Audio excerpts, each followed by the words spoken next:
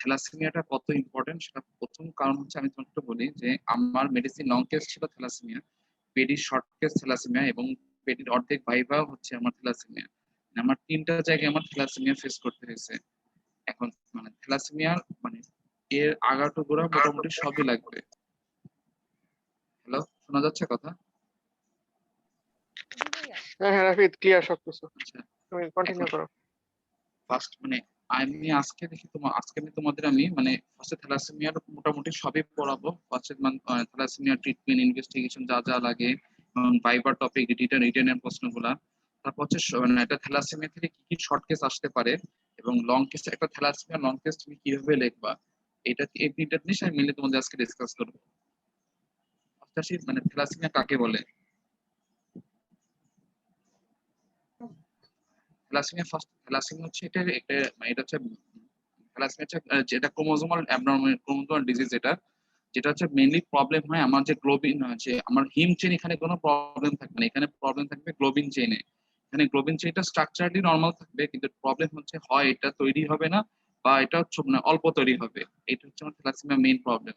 আর এটা আর থ্যালাসেমিয়া এখানে হিমের কোনো প্রবলেম হবে না।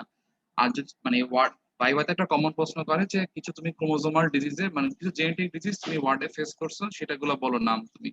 তো এরকম বলে থাকে ফার্স্টে তুমি বলবো থ্যালাসেমিয়া, কারণ থ্যালাসেমিয়া জেনেটিক্সের মধ্যে আমাদের ওয়ার্ডের সবথেকে কমন হচ্ছে থ্যালাসেমিয়া। তারপর তুমি ডাউন সিনড্রোম, টার্নার সিনড্রোম, যে তুমি এগুলো বলো, কিন্তু মেইন হচ্ছে ফার্স্টে তুমি থ্যালাসেমিয়া দিয়ে তোমার স্টার্ট করতে হবে। আর থ্যালাসেমিয়া এরপরে আসি, মানে থ্যালাসেমিয়া এটা হচ্ছে নর্মাল হিমোগ্লোবিন কিছু স্ট্রাকচার। মানে অ্যাডাল্ট হিমোগ্লোবিন আমরা জানি, অ্যাডাল্ট হিমোগ্লোবিন হচ্ছে মেইনলি হিমোগ্লোবিন এ আর হিমোগ্লোবিন A2। হিমোগ্লোবিন এটাই সব থেকে বেশি থাকবে। আর ফিটাল হিমোগ্লোবিন আছে হিমোগ্লোবিন এফ। হিমোগ্লোবিন বার্ড এগুলো অত পাওয়া যায় না, যে এমব্রায়োনিক গাওয়ার 1 গাওয়ার 2 এগুলো তোমাদের দরকার নেই, শুধু তোমাদের মনে রাখতে হবে যে অ্যাডাল্ট হিমোগ্লোবিন আছে হিমোগ্লোবিন এ, হিমোগ্লোবিন A2, আর হচ্ছে ফিটাল হিমোগ্লোবিন হচ্ছে হিমোগ্লোবিন এফ। এই 3টা জিনিস মনে রাখলেই হবে।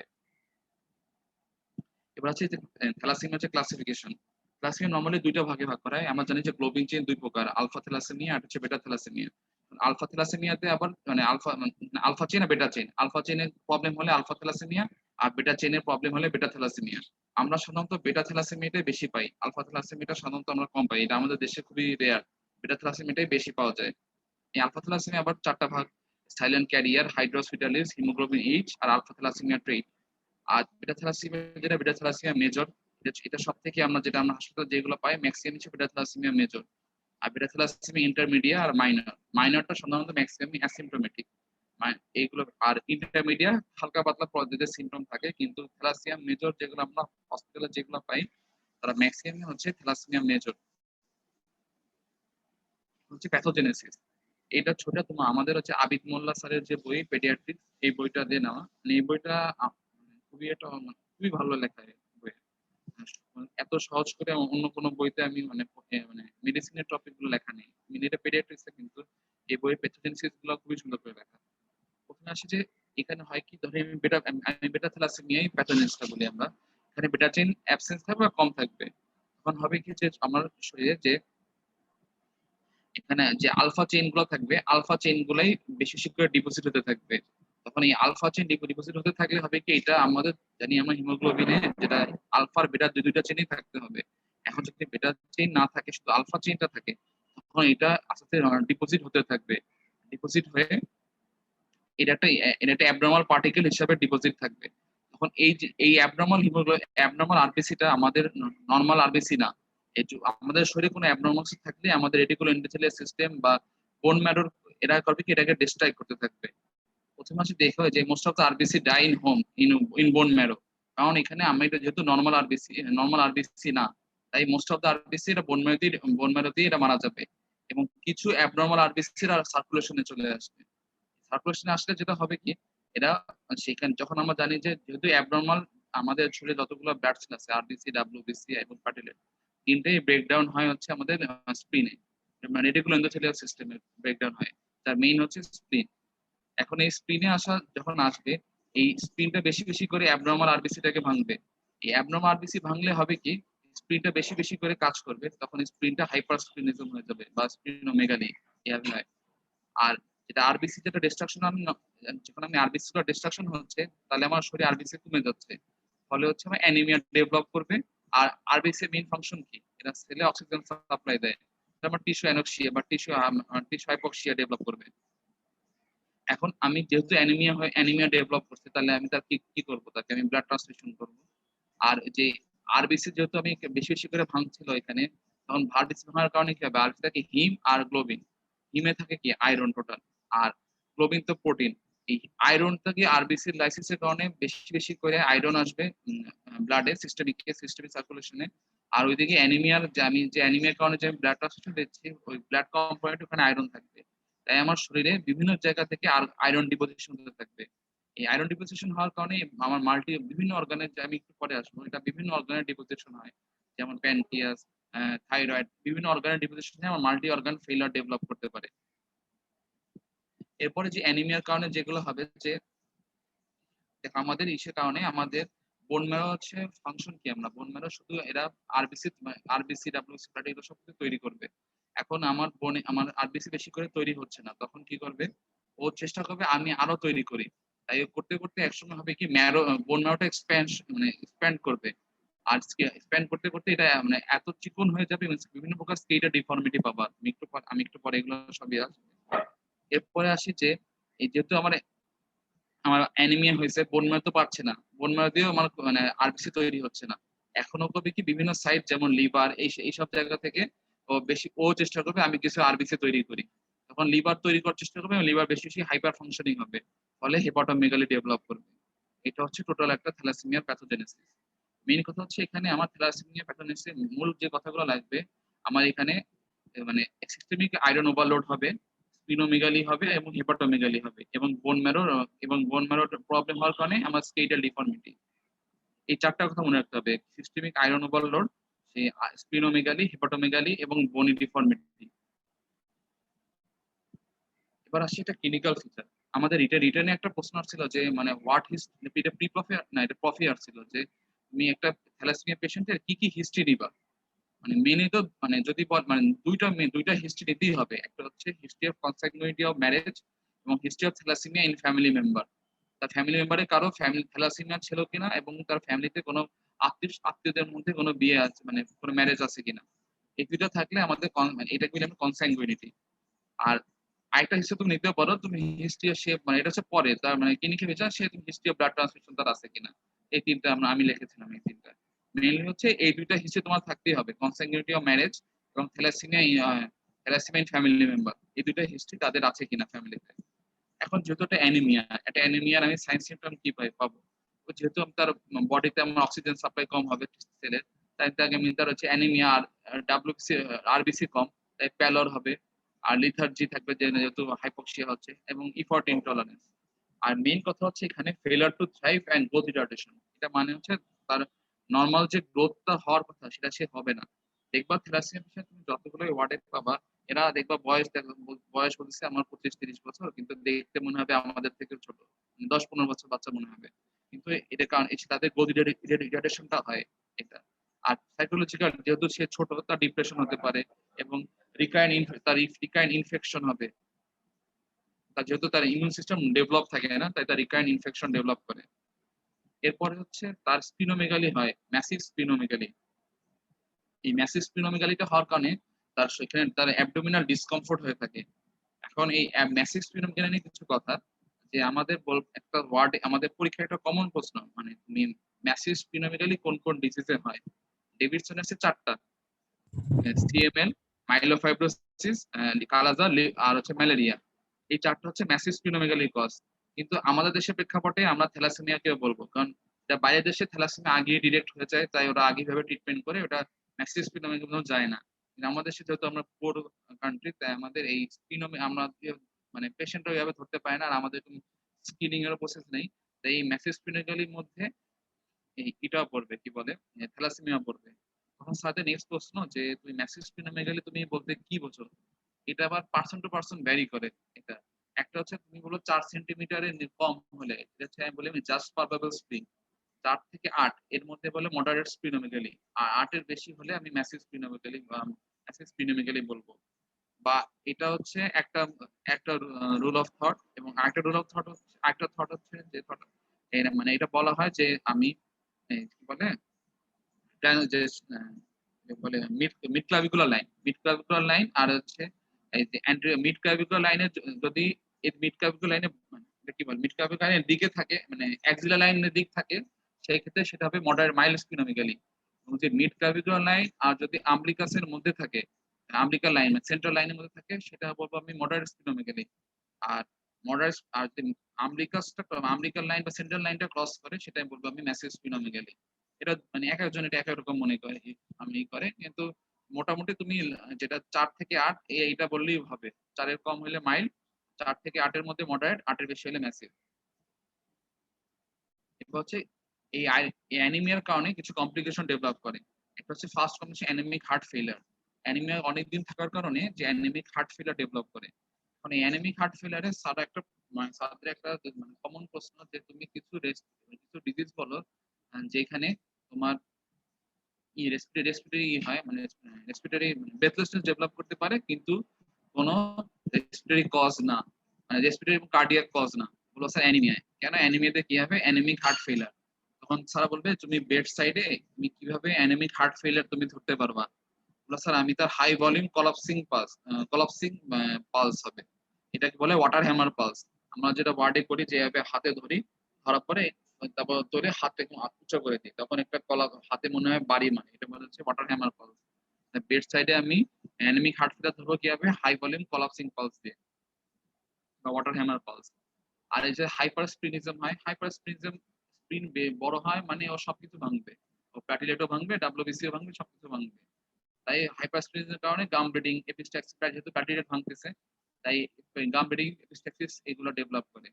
আর হচ্ছে প্যাথোলজিক্যাল ফ্র্যাকচার। আমরা জানি যে আমাদের অ্যাডাল্ট এজে যেটা হয়, মানে আমাদের অ্যাডাল্ট এজে থিন বোন গুলা হচ্ছে সাধারণত আমার এখান থেকে এগুলা বোন ম্যারো থাকে, রেড বোন ম্যারো থাকে, আর এখান থেকে আমাদের আরবিসি গুলো তৈরি হয়। এখন থিন বোন যেহেতু এই প্যাথোলজিক্যাল আমাদের যেগুলো এখন এখানে আরবিসি তৈরি হচ্ছে না, ফলে আরবিসি আস্তে আস্তে স্প্যান্ড করে বোন ম্যারোটা। আমি দেখি কোনোভাবে তৈরি করতে পারিনি কেন, একটু স্প্যান্ড করতে করতে একসময় বোনটা থিন হয়ে যাবে, থিন হয়ে সহজেই কোনো প্যাথোলজিক্যাল ফ্র্যাকচার হয়, এমন মানে টিবিয়া ফ্র্যাকচার হয় অনেক ক্ষেত্রে। তারপর হচ্ছে সবথেকে যেটা ডিভাস্টেটিং সেটা হচ্ছে ভার্টিব্রা ফ্র্যাকচার করে, এখানে তার স্পাইনাল কর্ড ইনজুরি হতে পারে। এটা সব থেকে খারাপ জিনিসটা। Mode of death of thalassaemia patient সব থেকে হচ্ছে এই মানে এই সহজ হচ্ছে এই প্যাথোলজিক্যাল ফ্র্যাকচারের মাধ্যমে ভার্টিব্রাল ফ্র্যাকচারটা। আর হচ্ছে আয়রন ডিপোজিশন, আমি একটু আগে বলছিলাম যে আয়রন ডিপোজিশন হয় এখানে কোথায় কোথায় হতে পারে, যেমন হচ্ছে মানে প্যানক্রিয়াস আইলেটস অফ ল্যাঙ্গারেন্স হতে পারে, ফলে তার ডায়াবেটিস মেলাইটাস ডেভেলপ করতে পারে। লিভারের ডিপোজিশন হয় সিএলডি, মানে ক্রনিক লিভার ডিজিজ ডেভেলপ করবে, যেটাকে আমি বলি হিমোক্রোমাটোসিস। তারপর হার্টের ডিপোজিশন হয় কার্ডিওমায়োপ্যাথি ডেভেলপ করতে পারে, ব্রেন এপিলেপসি, থাইরয়েড, গুনার। আরেকটা জিনিস পাচ্ছি, তার জয়েন্টও ডিপোজিশন হতে পারে। আমাদের মেডিকেলে একটা মামা ছিল, মানে 13 নম্বর ওয়ার্ডে একটা মামা ছিল, রেজাউল মামা। তার হচ্ছে থ্যালাসেমিয়া পেশেন্ট ছিল। তার বয়স সম্ভবত 40-এর কাছাকাছি হওয়ার পর সে মারা গেছে। মানে তার এতই সে তার হিস্ট্রি ছিল, সে 1600 না 1800 কত ব্যাগ সে একদম তার ছোটবেলা থেকে তার ব্লাড ট্রান্সফিউশন হয়েছে। তার এখন মানে তার সে ব্লাড ট্রান্সফিউশন হতে হতে তার এমন অবস্থা, তার মানে এক্স হার্ট বড় হয়ে গেছিল এক্সেতে, তারপর তার ডায়াবেটিস আছে। তারপর তার সে বলতো যে আমার জয়েন্টে ঝিনঝিন ব্যথা, মানে ঝিনঝিন করে মানে ব্যথা করে তার জয়েন্টে, এই আয়রন ডিপোজিশনের কারণে তার জয়েন্টে ডিপোজিশন হয়, জয়েন্ট ডিপোজিশন হওয়ার কারণে জয়েন্ট পেইন ডেভেলপ করে। এটা এখানে মিসিং আছে, একটু তোমরা দেখে নিও। তারপর হচ্ছে ফিজিক্যাল এক্সামিনেশন, মানে যদি আমাকে বলে যে ক্লিনিক্যাল ফিচার বলতে তিনটা জিনিস বোঝায়, হিস্ট্রি, সাইন, সিমটম। আমি হিস্ট্রি আর সিমটম বলা, এটা এখানে সিমটম হবে, হিস্ট্রি, সিমটম, আর যে এটা হবে সাইন। এটা সাইন, সাইনের মধ্যে থ্যালাসেমিয়া পেশেন্টের অ্যানেমিক থাকে, তাই এটা বলার একটা ধারণা আছে, এটা আমি বলতে হবে সিভিয়ারলি অ্যানেমিক, মাইল্ডলি ইকটারিক। সাধারণত তার মানে বেশি ইকটারিক থাকে না। অনেক সময় যেটা আমার প্রফের যে লং ছিল তার মডারেটলি ইকটারিক ছিল, কিন্তু কখনো সিভিয়ারলি ইকটারিক বলা যাবে না থ্যালাসেমিয়াতে। কি বলে, সিভিয়ারলি অ্যানেমিক, মাইল্ডলি বা মডারেটলি ইকটারিক। ইকটারিক মানে জন্ডিস, পেশেন্ট জন্ডিস আছে, আর সে থ্যালাসেমিক ফেসিস থাকবে, এটা আমি একটু পরে স্লাইডে আছে। এবং তার গ্রোথ ফেলিয়ার থাকবে, দেখবা ছোট হয়ে থাকে, ম্যাসিভ স্প্লিনোমেগালি, আর থাকবে হেপাটোমেগালি থাকবে, এবং স্কিন পিগমেন্টেশন। এই স্কিন পিগমেন্টেশনটা হয় হচ্ছে তার শরীরে বারবার ব্লাড ট্রান্সফিউশনের কারণে আয়রন তার স্কিনেও ডিপোজিশন হয়, হয়তো স্কিন পিগমেন্টেশন ডেভেলপ করবে। থ্যালাসেমিক ফেস, থ্যালাসেমিক ফেস আমি কি কি পাবো? প্রথম হচ্ছে দেখো যে ফ্রন্টাল বোন আর পিছেতে প্যারিটাল বোন থাকবে, প্যারিটাল বোনেও ফ্রন্টাল আর প্যারিটালটা বোনটা উঁচুই থাকবে, যেহেতু এটা ফ্ল্যাট বোন এখানে বোন মেরো থাকবে, তাই এটা এক্সপ্যান্ড হবে, তাই ফ্রন্টাল আর প্যারিটাল বোসিং পাবো আমি। তারপর হচ্ছে নেজাল ব্রিজটা ডিপ্রেস থাকবে, নেজাল ব্রিজটা ডিপ্রেস থাকবে। তারপর হচ্ছে প্রমিনেন্স জাইগোমা বা মেলার প্রমিনেন্স, এই জায়গাটা প্রমিনেন্ট থাকবে। আর আসলে হচ্ছে মেলানাইন জয়েন্ট টিথ, এই দাঁতগুলো তার ম্যালঅক্লুশন হয়ে থাকবে, দেখবা একটা সামনে একটা পিছে এরকম করে মেলানাইন জয়েন্ট টিথ। এই থ্যালাসেমিক ফেস এটা মানে এই তোমাকে পরীক্ষার শর্ট কেসে অনেক সময় স্যারা বলে যে পেশেন্টটা দেখো, দেখে এবং বলো যে পেশেন্টের ফাইন্ডিংস কি, তখন এই কথাগুলো বলতে হবে যে ফ্রন্টাল এন্ড প্যারাইটাল বোসিং থাকবে, আর ডিপ্রেস ন্যাসাল ব্রিজ, তারপর হচ্ছে প্রমিনেন্ট মেলার প্রমিনেন্স, আর হচ্ছে মেলাইনমেন্ট অফ জয়েন্ট টিথ। এই চারটা কথা থ্যালাসেমিক ফেস। অনেকে থ্যালাসেমিক ফেসকে মঙ্গলয়েড ফেস বলে, কিন্তু এটা মঙ্গলয়েড ফেস এখন এখন সারা বলে এটা বলবা না, কারণ এটা মঙ্গলয়েড ফেস বললে বোঝায় যে মানে তুমি ওই মঙ্গল জাতিদের তুমি ওদের তুমি অপমান করা টাইপ বলে, তাই বলে থ্যালাসেমিক ফেসিসই বলবা বা হিমোলাইটিক ফেসিস, থ্যালাসেমিক ফেসিসই বলবা। তারপর হচ্ছে এখানে কমপ্লিকেশন, ফার্স্ট টাইম বলতে এখানে গ্রোথ রিটার্ডেশন হবে। তারপর যে বডি ডিফর্মিটি, যে ওই ফ্রন্টাল প্যারাইটাল বোসিং এগুলা। তারপর যেহেতু তার ইমিউনিটি এখানে কম, তার তার ইমিউন সিস্টেম ডেভেলপ থাকে না, তাই তার রিকারেন্ট ইনফেকশন হবে, প্যাথোলজিক্যাল ফ্র্যাকচার হতে পারে, যেগুলো সবই বসি কিভাবে হয়, এবং স্পাইনাল কর্ড কম্প্রেশন, এটাও বলা শেষ। আর অ্যানিমিক হার্ট ফেলার, গল স্টোন, এই কথাটা খুব ইম্পর্টেন্ট যে haemolysis haemolytic anaemia gall stone develop করতে পারে। কি কি? Growth retardation, bony deformity, recurrent infection, pathological fracture, spinal cord compression, anaemic heart failure আর গল স্টোন। ভাইয়া গলস্টোন এর প্যাথোলজিটা কাইন্ডলি যদি আরেকবার বলতেন। এটা বলা হয় যদি হিমোলাইসিস যখন বারবার হতে থাকে, হিমোলাইসিস বারবার হওয়ার কারণে এটা প্যাথোলজি আমি পড়ছিলাম, আমার অতটা খেয়াল নাই, কিন্তু এটা ছিল যে মানে গল স্টোন একটা প্যাথোলজি ছিল যে হিমোলাইসিস হচ্ছে সম্ভবত পিগমেন্ট স্টোনের একটা পিগমেন্ট, হ্যাঁ, ব্ল্যাক স্টোন আর ব্রাউন স্টোন, ব্রাউন হ্যাঁ ভাই, স্টোনের একটা, পিগমেন্ট স্টোন। হ্যাঁ হ্যাঁ হ্যাঁ, ক্রনিক হিমোলাইসিস তো এখানে ছিল। হ্যাঁ, এখানে পিগমেন্ট স্টোনের কি ভাবে জানি ডেভেলপ হয়, আমার প্যাথোলজি আমার খেয়াল নাই, কিন্তু এই যে পিগমেন্ট স্টোনে এটা ওয়ান অফ দ্য মোস্ট কারণ ছিল যে দুইটা কজ ছিল, একটা ছিল তোমার ইনফেকশন, আরটা ছিল তোমার এই যে অ্যাসথেটিক হিমোলাইসিস, ল্যাম্বিকয়েডিস ওইগুলা দিয়ে ইনফেকশন হলে। এরকম একটা ছিল, আমার প্যাথোলজিটা খেয়াল নাই, আমি দেখে তোমাদের পরে আমি গ্রুপে লিখে দেবো অনেক, গল স্টোনটা হয়, তো শুধু মনে ছিল যে পিগমেন্ট স্টোনে ডেভেলপ করে।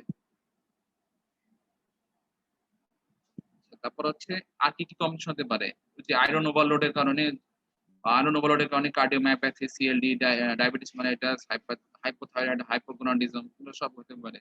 আর ব্লাড ট্রান্সফিউশনের কারণে কিছু কমপ্লিকেশন হতে পারে, যেমন জানি আমরা ব্লাড ট্রান্সফিউশনের কারণে অ্যালার্জিক রিঅ্যাকশন হতে পারে, তারপর হচ্ছে তোমার যে ইনফেকশন এজেন্ট ট্রান্সমিশন হতে পারে, হিমোলাইটিক অ্যানিমিয়া হতে পারে, লাং ইনজুরি, এই বিভিন্ন কথাগুলো এগুলো তোমার সার্জারিতে ভালোভাবে পড়বা যে ব্লাড ট্রান্সফিউশনের কারণে কি কি কমপ্লিকেশন হতে পারে। এগুলো হচ্ছে থ্যালাসেমিয়া টোটাল কমপ্লিকেশন। ইনভেস্টিগেশন, এটা সব থেকে ইনভেস্টিগেশনে মজার কয়টা জিনিস কথা আছে, যে ফার্স্টে তুমি বলে যে ডায়াগনস্টিক পারপোজে কিছু ইনভেস্টিগেশন আর কিছু ইনভেস্টিগেশন করা হয়, আমি কমপ্লিকেশন পারপোজে। ডায়াগনস্টিক হচ্ছে তিনটা ইনভেস্টিগেশন, তিনটা বা চারটা বলা হয়, সিবিসি উইথ ইএসআর, ফার্স্ট এখানে তুমি কি পাবা, অ্যানিমিয়া পাবা, আর ইএসআরটা সম্মত, ইএসআরটা ইএসআর বেড়ে যাবে, ইএসআর, হ্যাঁ ইএসআর কমে যাবে, ইএসআর না ইএসআর বেড়ে যাবে, অ্যানিমিয়া থাকবে, ইএসআর বেড়ে যাবে। আর যেটা পিবিএফ, এইটা হচ্ছে তোমাদের একদম মুক্ত থাকতে হবে, পিবিএফ ফাইন্ডিং কি থ্যালাসেমিয়া পেশেন্টে। তোমাদের একটা হচ্ছে কোশ্চেন আছে যে তোমার ম্যাসিভ স্প্লিন, আচ্ছা তুমি এগুলো কোশ্চেনগুলো লিখে রাখো, আমি পরে আবার এই লাস্টে গুলো বলে দিব। কথা কি শোনা যাচ্ছে এখন? জি ভাইয়া। কথা কি কেটে যাচ্ছে? না ভাইয়া। আচ্ছা ঠিক আছে, আচ্ছা ঠিক আছে, আমি লাস্টের দিকে সব কোশ্চেন গুলো অ্যান্সার আবার দিব। প্রথমে হচ্ছে আসে যে সিবিসি ইএসআই, এটা তো গেল, আর হচ্ছে পিবিএফ ফাইন্ডিং। পিবিএফ এ এই এই কথাগুলোই হুবহু মুখস্থ করে তোমার পরীক্ষায় বলতে হবে। এটা তুমি প্যাথোলজিতে তুমি যেভাবে পড়ছো সমস্যা নাই, কিন্তু স্যাররা মেডিসিনে বা পেডিয়াট্রিক্সে স্যাররা এইভাবেই শুনতে চায়। ফার্স্ট হচ্ছে gross anisocytosis and poikilocytosis with microcytic hypochromic anaemia with target cell schistocyte and basophilic stippling, এই এই সিকোয়েন্সই বলবা। মানে prostatic and gross aneuploidy and poikilocytosis with microcytic hyperchromic anemia with target cell schistocyte and basophilic stippling. আর যেটা হচ্ছে diagnostic test gold standard হচ্ছে haemoglobin electrophoresis. Haemoglobin electrophoresis তুমি finding কি পাবা? এখানে ফাইন্ডিংটা সারা ধরে যে বলে আমি স্যার হিমোগ্লোবিন এফ পাবো, খুব অল্প পরিমাণ হিমোগ্লোবিন A2 পাবো, কিছু হিমোগ্লোবিন আর কোনো হিমোগ্লোবিন এ পাবো না। এটা হচ্ছে আমার মানে হিমোগ্লোবিন ইলেক্ট্রোফোরেসিসের ফাইন্ডিং। এখন এটা একটা স্যারদের ফেভারিট প্রশ্ন যে তুমি ধরো তোমার মেডিকেলে যে হিমোগ্লোবিন তুমি কি দিয়ে ডায়াগনোসিস করবা থ্যালাসেমিয়া। আমি ঢাকাটা যাই না, কিন্তু ঢাকা বাদে ম্যাক্সিমাম মেডিকেলি মানে অন্য মেডিকেল গুলাই যে হিমোগ্লোবিন ইলেক্ট্রোফোরেসিস সাধারণত সরকারি মেডিকেলে হয় না, এগুলো প্রাইভেট প্র্যাকটিসে হয়। সারা বলবে যে তুমি তোমার মেডিকেলে তুমি কিভাবে ডায়াগনোসিস করবা? আমি পিভিএফ তে ডায়াগনোসিস করবো। সারা বলে হ্যাঁ তুমি ইলেক্ট্রোফোরেসিস মানে কনফিউজ করবে তোমার ইলেক্ট্রোফোরেসিস হয় না, বলবে কি না স্যার হয় না। এটা আমার এই প্রশ্নটাই আমার প্রফিট ছিল যে তুমি আমাদের মেডিকেলে তুমি কিভাবে ডায়াগনোসিস করবা। আমি সরকারি মেডিকেলে ডায়াগনোসিস করবো পিভিএফ এর মাধ্যমে, কখনো ইলেক্ট্রোফোরেসিস এর মাধ্যমে না। ইলেক্ট্রোফোরেসিস প্রাইভেট প্র্যাকটিসে হয়। আর হচ্ছে X-ray of skull lateral view. এখানে কি কি পাবো? Thinning of outer table, increase diploid space আর হেয়ার অন এন্ড অ্যাপিয়ারেন্স। আমি দেখাচ্ছি ছবিটা। এই দেখো এটা হচ্ছে আউটার টেবিল। দেখো এটা একদম চিকন হয়ে গেছে, এটা হলো থিনিং অফ আউটার টেবিল। হচ্ছে ইনক্রিজ ডিপ্লয়েড স্পেস, যে আউটার টেবিল আর ইনার টেবিল এই দুটার মধ্যে সাধারণত এত গ্যাপ থাকার কথা না। এখানে দেখো যে মানে গ্যাপটা বেড়ে গেছে। তাহলে এখানে কি হলো যে ইনক্রিজ ডিপ্লয়েড স্পেস, দুইটা কথা হয়ে গেল। আর এটা হচ্ছে হেয়ার অন এন্ড অ্যাপিয়ারেন্স। এই ছবিটা অতটা হেয়ার অন এন্ড অ্যাপিয়ারেন্স আছে, হালকা হালকা আছে, অতটা ক্লিয়ার না, কিন্তু এইটাই দেখো একদম মনে হচ্ছে না চুলের মতন। এটা হচ্ছে হেয়ার অন এন্ড অ্যাপিয়ারেন্স। এই মানে এইটা হচ্ছে আসলে একটু তুমি লাইনে থাকো তো, আমি একটু ফোন আসছে।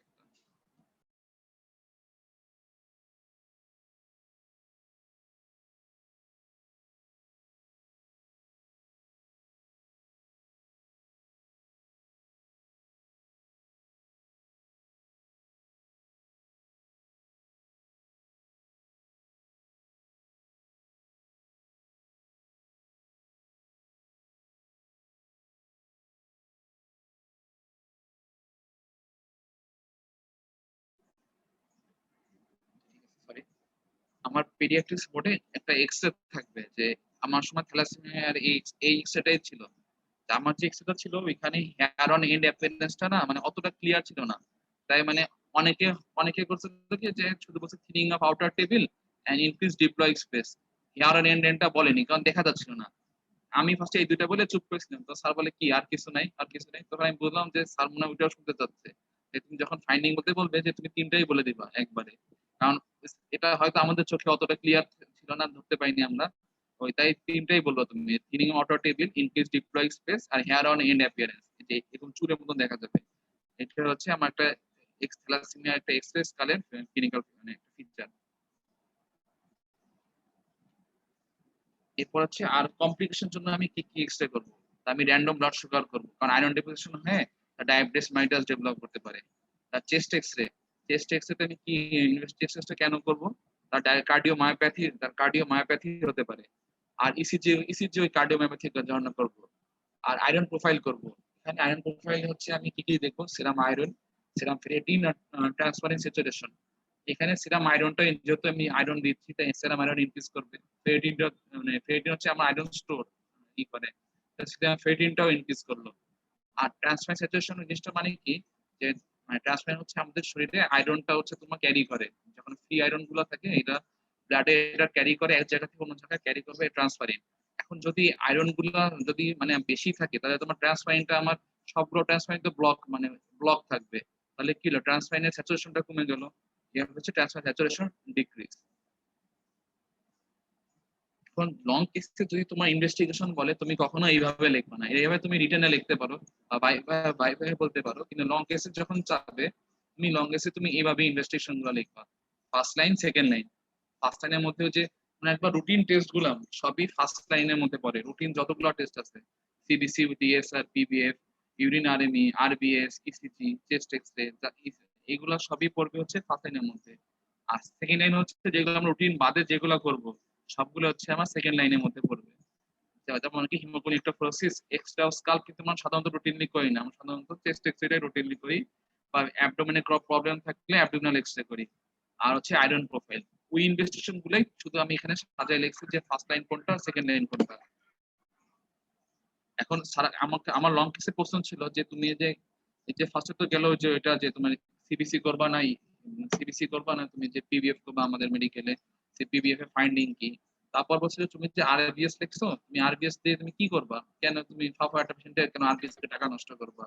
বলছে যে যেহেতু তার বারবার ট্রান্সমিশন হচ্ছে, তা আয়রন ওভারলোড হয়ে ডায়াবেটিস মেলিটাস ডেভেলপ করতে পারে, তাই আমি তাকে আরবিএস করতে দিছি।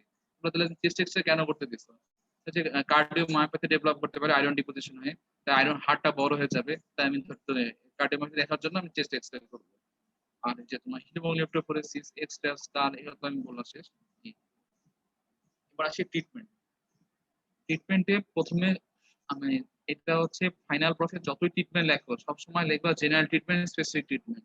কখনো ডাইরেক্ট একবার গদগদা করে একবার লিখে যাবো না ট্রিটমেন্ট গুলা, সবসময় একদম ভাগ ভাগ করে বলবা general treatment, specific treatment. General treatment এখানে পেশেন্টে কি কাউন্সিলিং ইনক্লুডিং জেনেটিক কাউন্সিলিং করতে হবে। এই জিনিসটা মানে কি, ধরো একটা পেশেন্টের থ্যালাসেমিয়া মাইনর ডেভেলপ করছে, বুঝছো, সে তো হচ্ছে তোমারই কি বলে, সে তো মানে কোনো অ্যাসিম্পটোমেটিক এই পেশেন্ট গুলা। এখন আমি এটা কি আমি এটা কিভাবে করবো, তার আমি এটা বলে প্রি ম্যারেজ কাউন্সিলিং। তার প্রি ম্যারেজের হওয়ার আগে তার যে ওই মেয়েটার ওয়াইফের বা তার হাজবেন্ডের দুজনেরই আমি তার থ্যালাসেমিয়া, আমি তার হচ্ছে হিমোগ্লোবিন ইলেকট্রোফোরেসিস করে দেখবো তার কি থ্যালাসেমিয়া মাইনর আছে না থ্যালাসেমিয়া মেজর না, এগুলা। যদি সে মাইনর হয়ে থাকে তাকে বলতেই হবে যে আপনি কখনো আপনার যে হাজবেন্ড হবে তারও জানি অ্যাক্সিডেন্ট একদম নর্মাল থাকে, থ্যালাসেমিয়া মাইনর তাদের না হয়। কারণ দুটি থ্যালাসেমিয়া মাইনর হয়ে সে পরে তার অফস্প্রিং এ তার থ্যালাসেমিয়া, তার যে অফস্প্রিং গুলো থ্যালাসেমিয়া মেজর ডেভেলপ করতে পারে। তাই তাকে আমি জেনেটিক কাউন্সিলিং এভাবে বলতে হবে যে আপনি আপনার পার্টনারেরও আপনি হিমোগ্লোবিন ইলেকট্রোফোরেসিস করে দেখবেন যে তার থ্যালাসেমিয়া মাইনর আছে কিনা। থাকলে আপনি তাকে বিয়ে করতে পারবেন না, আর তখন আপনি একটা নর্মাল পেশেন্টকে বিয়ে করতে হবে। এটা আমাদের রিটেনের প্রশ্ন ছিল। তুমি একটা পেশেন্টের, ধরো একটা পেশেন্ট আসছে থ্যালাসেমিয়া মাইনর, একটা পেশেন্ট মানে আসছে তোমার কাছে মহিলা, এখন তুমি তাকে কি কি কাউন্সিলিং করবা। তার কাউন্সিলিং হচ্ছে প্রথম কাউন্সিলিং যে আপনি ম্যারেজের আগে আপনি হিমোগ্লোবিন বোথ আপনার এবং পার্টনার দুজনেই ইলেকট্রোফোরেসিস করবেন, দেখে তারপর আপনি বিয়ে করবেন। সেকেন্ড কাউন্সিলিং হচ্ছে ধরো যদি বাচ্চা হয়েও যায় বা বাচ্চা আপনার বিয়ে করলেন, বিয়ে করার পর বাচ্চা হয়ে গেল, সেক্ষেত্রে আপনি কি করবেন, আপনি হিউম্যান কোরিয়নিক ভিলাস স্যাম্পলিং করবেন। বিয়ের এটা হচ্ছে বাচ্চা হওয়ার পেটে আসার পরে কোরিয়নিক ভিলাস স্যাম্পলিং করলে বোঝা যাবে যে আপনার বাচ্চা থ্যালাসেমিক নাকি নন থ্যালাসেমিক। থ্যালাসেমিক হলে ওটাকে আমি অ্যাবর্শন করাতে হবে, কারণ ওটা এই বাচ্চা বেঁচে থাকলে পুরো ফ্যামিলি, সোসাইটি, ওয়ার্ল্ডের জন্য বার্ডেন। আর তারপর যদি আর পেশেন্টের যদি মানে বাচ্চা সে নাও করলো, ডেলিভারি হয়ে গেল, সেক্ষেত্রে তাকে তাদের প্যারেন্টসদের এভাবে কাউন্সিলিং করতে হবে যে আপনার বাচ্চা থ্যালাসেমিক পেশেন্ট বাচ্চা, সে হয়তো বেশি দিন, সে হায় 10-20 বছর এরকম 30 বছর বাঁচবে, বাঁচার পরে তাকে প্রত্যেক বছর এরকম প্রত্যেক মাসে মাসে ব্লাড ট্রান্সফিউশন এইসব তাকে কাউন্সিলিং করতে হবে। এটা হচ্ছে এটা মানে কাউন্সিলিং করতে হবে এটা থ্যালাসেমিক পেশেন্টের। এটা কি বুঝতে পারছো? ভাইয়া হিউম্যান কোরিয়নিক ভিলাটা কি বললেন, ওটা আরেকবার একটু বলবেন। এটা আমাদের আসলে কি জানো, এটা এটা আমি এটা আমাদের লেভেলে না বলাই বেটার। আমি যখন এটা বলছিলাম যে পেডিয়াট্রিক্স স্যারকে, রেজিস্ট্রার স্যারকে, তখন বলছে তুমি হ্যাঁ তোমার এইগুলা কে বলতে বলছে। এটা হচ্ছে ডেভিডসনে আছে যে বাচ্চা ডেভেলপ হওয়ার বাচ্চা হওয়ার পরে হিউম্যান কোরিয়নিক ভিলাস স্যাম্পলিং নেওয়া হয়, কোরিয়নিক ভিলাস থেকে একটা স্যাম্পল নিয়ে ওটা তখন বোঝা যায় যে এটা থ্যালাসেমিক নাকি মানে তখন তার ওইখান থেকে ব্লাড নিয়ে সে বোঝা যায় যে সেটা থ্যালাসেমিয়া মেজর না মাইনর না ইন্টারমিডিয়েট, এটা বোঝা যায়। এটা তুমি যদি পারো লাস্টে বলবা, আগে বলবা না। আগে বলবা যে তার এরকম বিয়ের আগে কি করব, বিয়ের পরে কি করব, আর বাচ্চা হয়ে গেলে এই করব, এই তিনটা কাউন্সিলিং বলবা। এই তিনটা আসলে এই হিউম্যান কোরিয়নিক ভিলাস স্যাম্পলিং আমাদের লেভেলের না, এটা আমি ডেভিডসন থেকে পড়ছিলাম, তাই আমি এটা পরীক্ষায় লিখছিলাম। কিন্তু স্যার আসলে কোনো সমস্যা করেনি, স্যার বলছে এটা বললে লাস্টে বলবা। বুঝতে পারছো? ওকে ভাইয়া। আর জি হচ্ছে ডায়েট নিয়ে কাউন্সিলিং, এটা পরের স্লাইডেই আছে। তুমি ডায়েটে কি কি কাউন্সিলিং কি কি ডায়েট তাকে দিবা, এটা পরের স্লাইডে আছে, এটা আমি এখন বললাম না। আর হচ্ছে রেগুলার ব্লাড ট্রান্সফিউশন দিবা। কতক্ষণ দিবা, যতক্ষণ না তার হিমোগ্লোবিন 10 হবে ততক্ষণ তার ব্লাড ট্রান্সফিউশন দিবা। সে যতটা ব্যাগই লাগুক, 10 তোমার টার্গেট থাকবে হিমোগ্লোবিন পার্সেন্টে 10 গ্রাম পার ডিএল আমি আনতে হবে, যেভাবে তোমার 10 গ্রাম পার ডিএল আনতে হবে। এটা হচ্ছে আমার ব্লাড টেস্ট ততক্ষণ দিব। আর ফলিক অ্যাসিড সাপ্লিমেন্টের দিতে হবে পেশেন্টের। ফলিক অ্যাসিড তার গ্রোথের জন্য লাগবে, এই পেশেন্টের যেহেতু গ্রোথ ফেইলার থাকে, তাকে ফলিক অ্যাসিড সাপ্লিমেন্টেশন দিব। আর আয়রন চিলেটিং এজেন্ট ডেফ্রাক্সামিন, এখন স্যার একটা প্রশ্ন করে যে তুমি আয়রন সিডেশন মানে কখন দিবা, তখন আমার 50টা ব্যাগ আমার দেওয়ার হিস্ট্রি থাকবে, তখনই আমি আয়রন সিডেশন দেব, তার আগে দেওয়ার কোনো দরকার নাই। 50 ব্যাগ ট্রান্সমিশন হলে এটা আবিদ মোল্লা স্যারের ভিতরে 10 ব্যাগ দেওয়া আছে, কিন্তু আমি জানি, কিন্তু আমাদের যে রেজিস্টার স্যার ছিল অরূপ স্যার, সেই বলছিল না এটা 50 ব্যাগ। এটা 50 ব্যাগ দেওয়ার পরে আমি হচ্ছে আয়রন সিডেশন করবো। আর লাস্ট অফ আছে স্পিনেক্টমি। এগুলো হচ্ছে আমার জেনারেল ট্রিটমেন্ট। আর স্পেসিফিক ট্রিটমেন্টটা কি, এটা হচ্ছে allogeneic haematopoietic stem cell transplantation. এটা এটা করলে একদম মানে সে সুস্থ পুরা। এখন এর পরে আসি, এখন হচ্ছে ডায়েট কাউন্সিলিং। আমি কি কি ডায়েট, এটা ভাইবার প্রশ্ন ছিল, ভাইবে না শর্ট কেসে পেডিয়াট্রিক্সে, তুমি একটা থ্যালাসেমিক পেশেন্টের মানে কি কি ডায়েট কাউন্সিলিং করবা। প্রথমে হচ্ছে তাকে আমি যে রেড মিট লিভার এগুলা দিব না, কারণ এগুলো আয়রন থাকে। তারপর হচ্ছে টি কফি, এগুলো হচ্ছে আয়রন অ্যাবজর্বেশন করতে কমায়, আয়রন অ্যাবজর্বেশনটা কমায়। তাই প্রত্যেকটা ডায়েটের খাবারের পরে আমি তাকে হচ্ছে এই টি কফি এগুলা দিব, তাহলে তো আয়রন অ্যাবজর্বেশনটা কম হবে। তারপর হচ্ছে ভিটামিন সি দিব, ভিটামিন সি দিলে কি হবে, আমি আয়রন এক্সক্রিশনটা বেশি বেশি করে হয়। আর লাস্টে হচ্ছে ভিটামিন ই দিব। ভিটামিন ইটা কেন দেবো, যেহেতু আমরা জানি যে আয়রন হচ্ছে ফেরিক, ফেরিক থেকে ফেরাসে যে একটা ইলেকট্রন রিলিজ করবে, তখন এই একটা ইলেকট্রন অক্সিডেটিভ ড্যামেজ করবে, বিভিন্ন শরীর অর্গানে যায় অক্সিডেশন করে ড্যামেজ করতে পারে। তাই ভিটামিন ই হচ্ছে একটা অ্যান্টিঅক্সিডেন্ট, তাই এই ভিটামিন ইটা তোমার সহজেই তোমার এই যে এই অক্সিডেটিভ ড্যামেজটাকে প্রিভেন্ট করতে পারে। এই চারটা কথা হচ্ছে আমি তার ডায়েট কাউন্সিলিং করব। আর এবার আসছি স্প্লিনেক্টমি। এটা সব থেকে থ্যালাসেমিয়া যে ট্রিটমেন্টের সব থেকে ইম্পর্টেন্ট প্রশ্ন হচ্ছে স্প্লিনেক্টমি। তুমি এখন বলছো একটা থ্যালাসেমিক পেশেন্টের তুমি কখন স্প্লিনেক্টমি করবা, এই তিনটে ইন্ডিকেশন। যদি যখন স্প্লিনোমেগালি আমি বলবো মেকানিক্যাল প্রবলেম ডেভেলপ করতেছে, মানে সে বলবে আমি হাঁটতে চলতে মনে হচ্ছে আমার এখানে একটা গোটা আছে, খুব আমার আমার আমার ডেইলি মুভমেন্টটা প্রবলেম করতেছে, এইটা হাইপারস্প্লিনিজম। একটু নিচে লেখা আছে হাইপারস্প্লিনিজম বলতে কি বুঝো। আর ফ্রিকোয়েন্ট ব্লাড ট্রান্সফিউশন, আমি মানে এটা বলা হয় গ্রেটার দেন 200 থেকে 250 millilitre per kg per hour, এরকম অ্যামাউন্টের ব্লাড ট্রান্সফিউশন লাগে, সেই ক্ষেত্রে আমরা থ্যালাসেমিয়া করতে হবে। তিনটা ইন্ডিকেশন এটা, স্প্লিনোমেগালি কজিং মেকানিক্যাল প্রবলেম, হাইপারস্প্লিনিজম আর ফ্রিকোয়েন্ট ব্লাড ট্রান্সফিউশন। এটা এটা মানে এটা ম্যাক্সিমাম বইতে লেখা নেই, এটা আমাদের স্যার বলছিল যে কি কি করবা, এই শুধু এই তিনটা ক্ষেত্রে তুমি স্প্লিনেক্টমি করবা। এখন হাইপারস্প্লিনিজম বলতে কি বোঝো, এই প্রশ্নটা আমাদের আসছিল সার্জারি প্রফে আসছিল, মেডিসিনে পড়ছিলাম কিন্তু আসছে সার্জারিতে। মানে তুমি যে হাইপারস্প্লিনিজম বলতে কি বোঝো, তার স্প্লিনোমেগালি থাকবে, সাথে অ্যানিমিয়ার সাথে হয় লিউকোপেনিয়া মানে ডাব্লিউবিসি কম থাকবে, বা অ্যানিমিয়ার সাথে হয় থ্রোম্বোসাইটোপেনিয়া থাকবে বা প্ল্যাটিলেট কম থাকবে। এবং স্প্লিনেক্টমি করার পরে দেখবা যে সে মানে র্যাপিডলি তার ইমপ্রুভমেন্ট হয়েছে। এই তিনটা কথা হচ্ছে বোঝায় আমি হাইপারস্প্লিনিজম। স্প্লিনোমেগালি এর সাথে combination of anaemia with leucopenia বা অ্যানিমিয়া উইথ থ্রোম্বোসাইটোপেনিয়া, সাথে হচ্ছে ইমপ্রুভমেন্ট আফটার স্প্লিনেক্টমি। এই তিনটা কথা আমি বলেছি হাইপারস্প্লিনিজম মানে। এবার আছে একটা স্প্লিনেক্টমি করার আগে পেশেন্টের কি কি প্রিরিকুইজিট তোমার ফলো করতে হবে। সরি, এখানে এজ মোর দেন 5 ইয়ার্স, এটা তোমরা লিখে নিও। এটা হচ্ছে আমি যখন স্লাইডটা দিব আমি এখানে ঠিক করে দিব। এজ তার মানে 5 বছরের বেশি হতে হবে, কারণ 5 বছরের নিচে তার ইমিউন সিস্টেমটা ম্যাচিউর হয় না। তাই এজ মোর দেন 5 ইয়ার্স হতে হবে।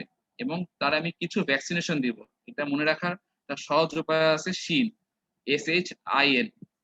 এসে হচ্ছে স্ট্রেপ্টোককাস নিউমোনি, HI হচ্ছে হিমোফাইলাস ইনফ্লুয়েঞ্জি, আর NA হচ্ছে নিজেরা মেনিনজাইটিস। এটা বলা হয় যে গ্রাম পজিটিভ ক্যাপসুলেটেড অর্গানিজম যেগুলো থাকে, এই ওই তিনটার পক্ষে তিনটার জন্য আমি ভ্যাকসিনেশন করব।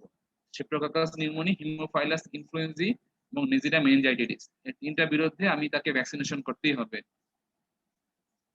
নাহলে তো পরে তার ডেভেলপ করে তার মেনিনজাইটিস ডেভেলপ করে এই তিনটা দিয়ে এই পেশেন্টের ইজিলি। এবার হচ্ছে এটার হেডলাইন হবে হচ্ছে তোমার একটা ধরে স্পেকট্রমি করা হয়ে গেছে, তুমি করা হওয়ার পরে তুমি পেশেন্টের কি কি মানে স্পেকট্রমি হওয়ার পর কি কি তুমি চিকিৎসা মানে কি কি ব্যবস্থা করবা। একটু তোমার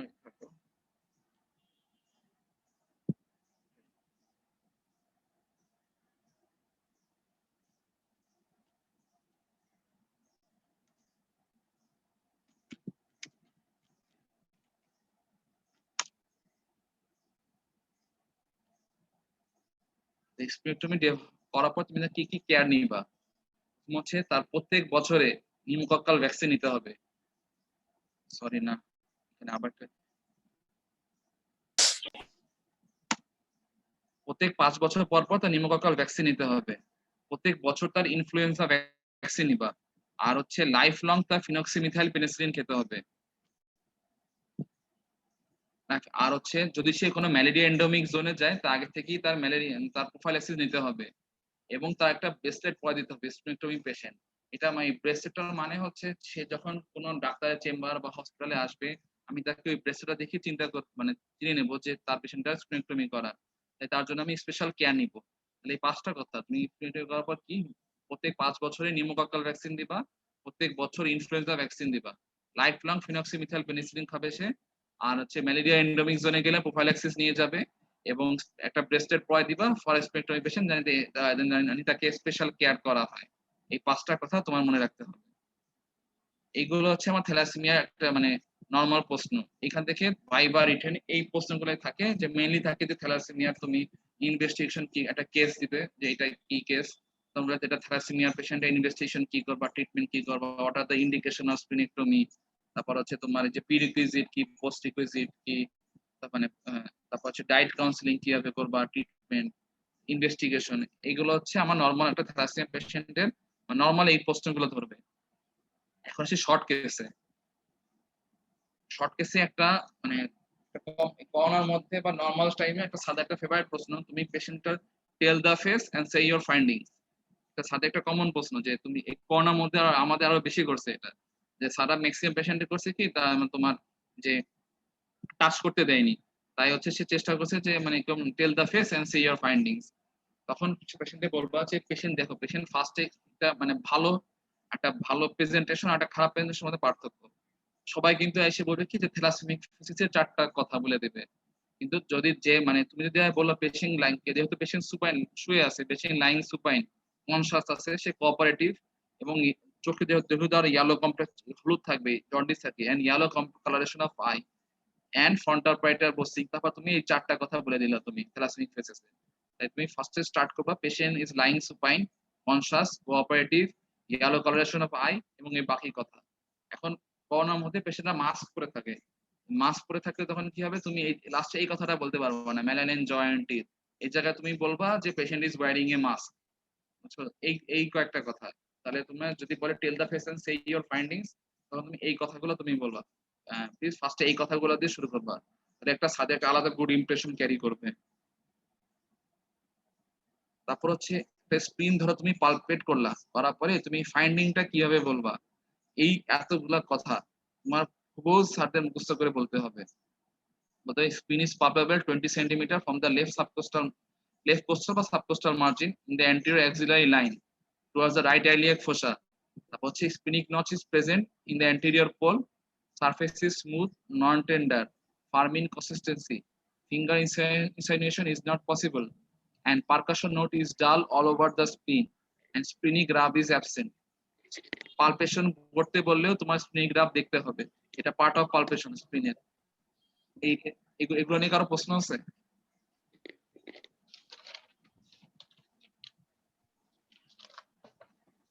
ঠিক আছে, সামনে একাই। তারপর হচ্ছে একটা পেশেন্টের এটা তুমি থ্যালাসেমিয়া পেশেন্টের কি কি জন্ডিস তুমি পাবা। আমাকে এটা ধরছিল একবার ওয়ার্ডে, তখন আমি বলছি হিমোলাইটিক জন্ডিস পাবো, কেন আর কোনো জন্ডিস পাবা না? তখন বলছে না স্যার, তখন বলছে না 3 প্রকার জন্ডিসই পাওয়া যাবে এটা থ্যালাসেমিয়া পেশেন্টের। কেন আমি বলতেছি, প্রথমে আছে হিমোলাইটিক জন্ডিস, যেহেতু হিমোলাইসিস হয়েছে তাই তার জন্ডিস ডেভেলপ করতে পারে, এটা কমন, সেটা সবথেকে কমন ভ্যারিয়েন্ট। হিমোলাইটিক জন্ডিস হচ্ছে ফার্স্টে পাবা হিমোলাইটিক জন্ডিস, তাহলে হচ্ছে হেপাটোসেলুলার জন্ডিসও ডেভেলপ করতে পারে। এটা কিভাবে করে,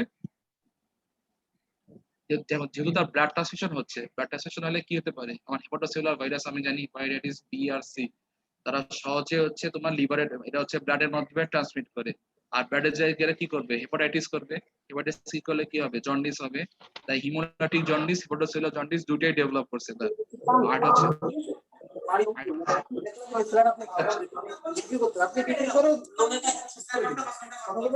আচ্ছা একটু মিউট, যে মিউট হয়ে না। তারপর হচ্ছে অবস্ট্রাকটিভ জন্ডিস, জন্ডিসটা কি হয়, যে গলস্টোন বলছিলাম, গলস্টোনের মাধ্যমে হচ্ছে অবস্ট্রাকটিভ জন্ডিস হয়। তাই থ্যালাসেমিয়া পেশেন্টের 3 টাইপ জন্ডিসই হয়, হিমোলাইটিক জন্ডিস, হেপাটোসেলুলার জন্ডিস এবং অবস্ট্রাকটিভ জন্ডিস। গলস্টোনের কারণে কি অবস্ট্রাকটিভ জন্ডিস হয়, এটা তোমার সাবজেক্টে তোমাদের অবস্ট্রাকটিভ জন্ডিস একটা চ্যাপ্টারই আছে, ওখানে তোমরা সহজেই বলবা কিভাবে গলস্টোন হয়। কি গলস্টোন থাকে যেটা প্রাইমারি স্টোরটা থাকে হচ্ছে গল ব্লাডারে।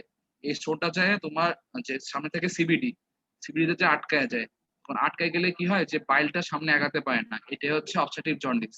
তাই 3 প্রকার জন্ডিস হয়: haemolytic jaundice, hepatocellular jaundice, obstructive jaundice. তারপর হচ্ছে একটা এবার মানে বলে থ্যালাসেমিয়া পেশেন্টে তুমি কি কি বলে কি সারা নরমালি যে নর্মাল থ্যালাসেমিয়া পেশেন্ট থাকে, তখন বলে তুমি এই পেশেন্টটা জার্ক করে দেখাও তো। তখন জার্ক এর নর্মাল জার্কও আসতে পারে, এক্সাজারেটেড জার্কও আসতে পারে, ডিমিনিশডও আসতে পারে। এক্সাজারেটেড জার্ক গুলো সাধারণত আমাদের লেভেলে দেয় না, কিন্তু তখন সারা ধরতে পারে যে তুমি কি কি জার্ক হতে পারে। 3টা জার্কই হতে পারে।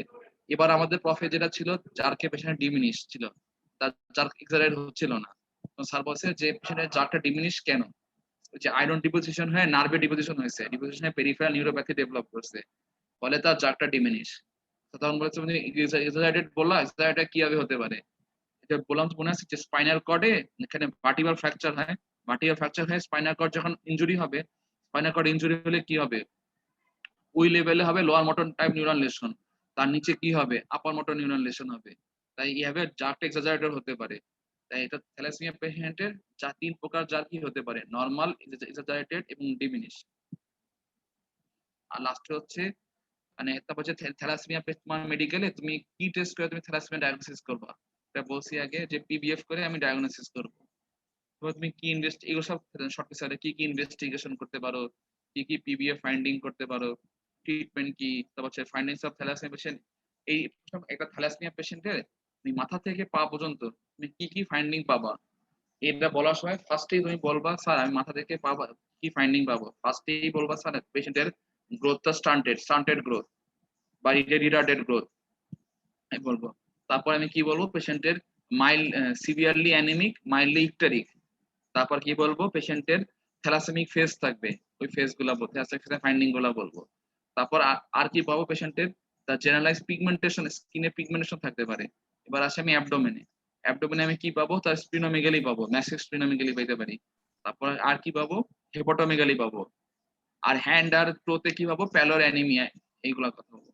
তাই মাথা থেকে পা পর্যন্ত যদি ফাইন্ডিং বলে তুমি এইভাবে বলবা। ফার্স্ট এর গ্রোথ রিটার্ডেশন, তারপর সিভিয়ারলি অ্যানিমিক, মাইল্ডলি ইকটারিক, তারপর হচ্ছে তার থ্যালাসেমিক ফেসিস থাকবে, জেনারেলাইজ পিগমেন্টেশন, অ্যাবডোমেনে পালপেট করে আমি তার ম্যাসিভ স্প্লিনোমেগালি বা স্প্লিনোমেগালি পাবো, লিভারে হেপাটোমেগালি পাবো। আর হচ্ছে আমি তার হচ্ছে হ্যান্ড আর টোতে আমি অ্যানিমিয়া জন্ডিস পেতে পারি। এই এতগুলা কথা তোমার বলতে হবে। এবার আসি লং কেস। লং এই থ্যালাসেমিয়া লং কেসে মানে খুব ঝামেলা। যে আমাদের সময় প্রফে সবাই করছিল কি তোমার আব্দুল্লাহ স্যারের বই দেখে হুবহু লিখে দিছিল বা সিনাপসিস আছে, কিন্তু এইটা মানে আমাদের ওয়ার্ডে শিখেছিল ম্যাডাম, যে আমাদের ওয়ার্ডে রেজিস্ট্রার ম্যাডাম ছিল, সে বলছে এভাবে লিখবা। কিভাবে আমি বলতেছি। ফার্স্ট হচ্ছে তোমার একটা থ্যালাসেমিয়া পেশেন্ট মানে নরমাল লং কেসের স্ট্রাকচার কি হবে কি করবা। ফার্স্টেই দেখবা পার্টিকুলারস অফ দি পেশেন্ট, তারপরে যে নেম এজ, যেটা তোমার জানো name age, sex, occupation, religion, marital status, present address, permanent address, এটা অ্যাডমিশন, এটা এক্সামিনেশন, এই সবগুলা কথা তোমার লিখতে হবে। তারপর লিখবে পার্টিকুলারস অফ দ্য স্টুডেন্ট, তোমার নাম, রোল, সেশন। এবার আসি চিফ কমপ্লেন উইথ ডিউরেশন। মনে রাখবা থ্যালাসেমিয়া পেশেন্টের ফার্স্ট কমপ্লেন হবে patient coming for blood transfusion. বুঝছো, এটা তার ফার্স্ট কমপ্লেন।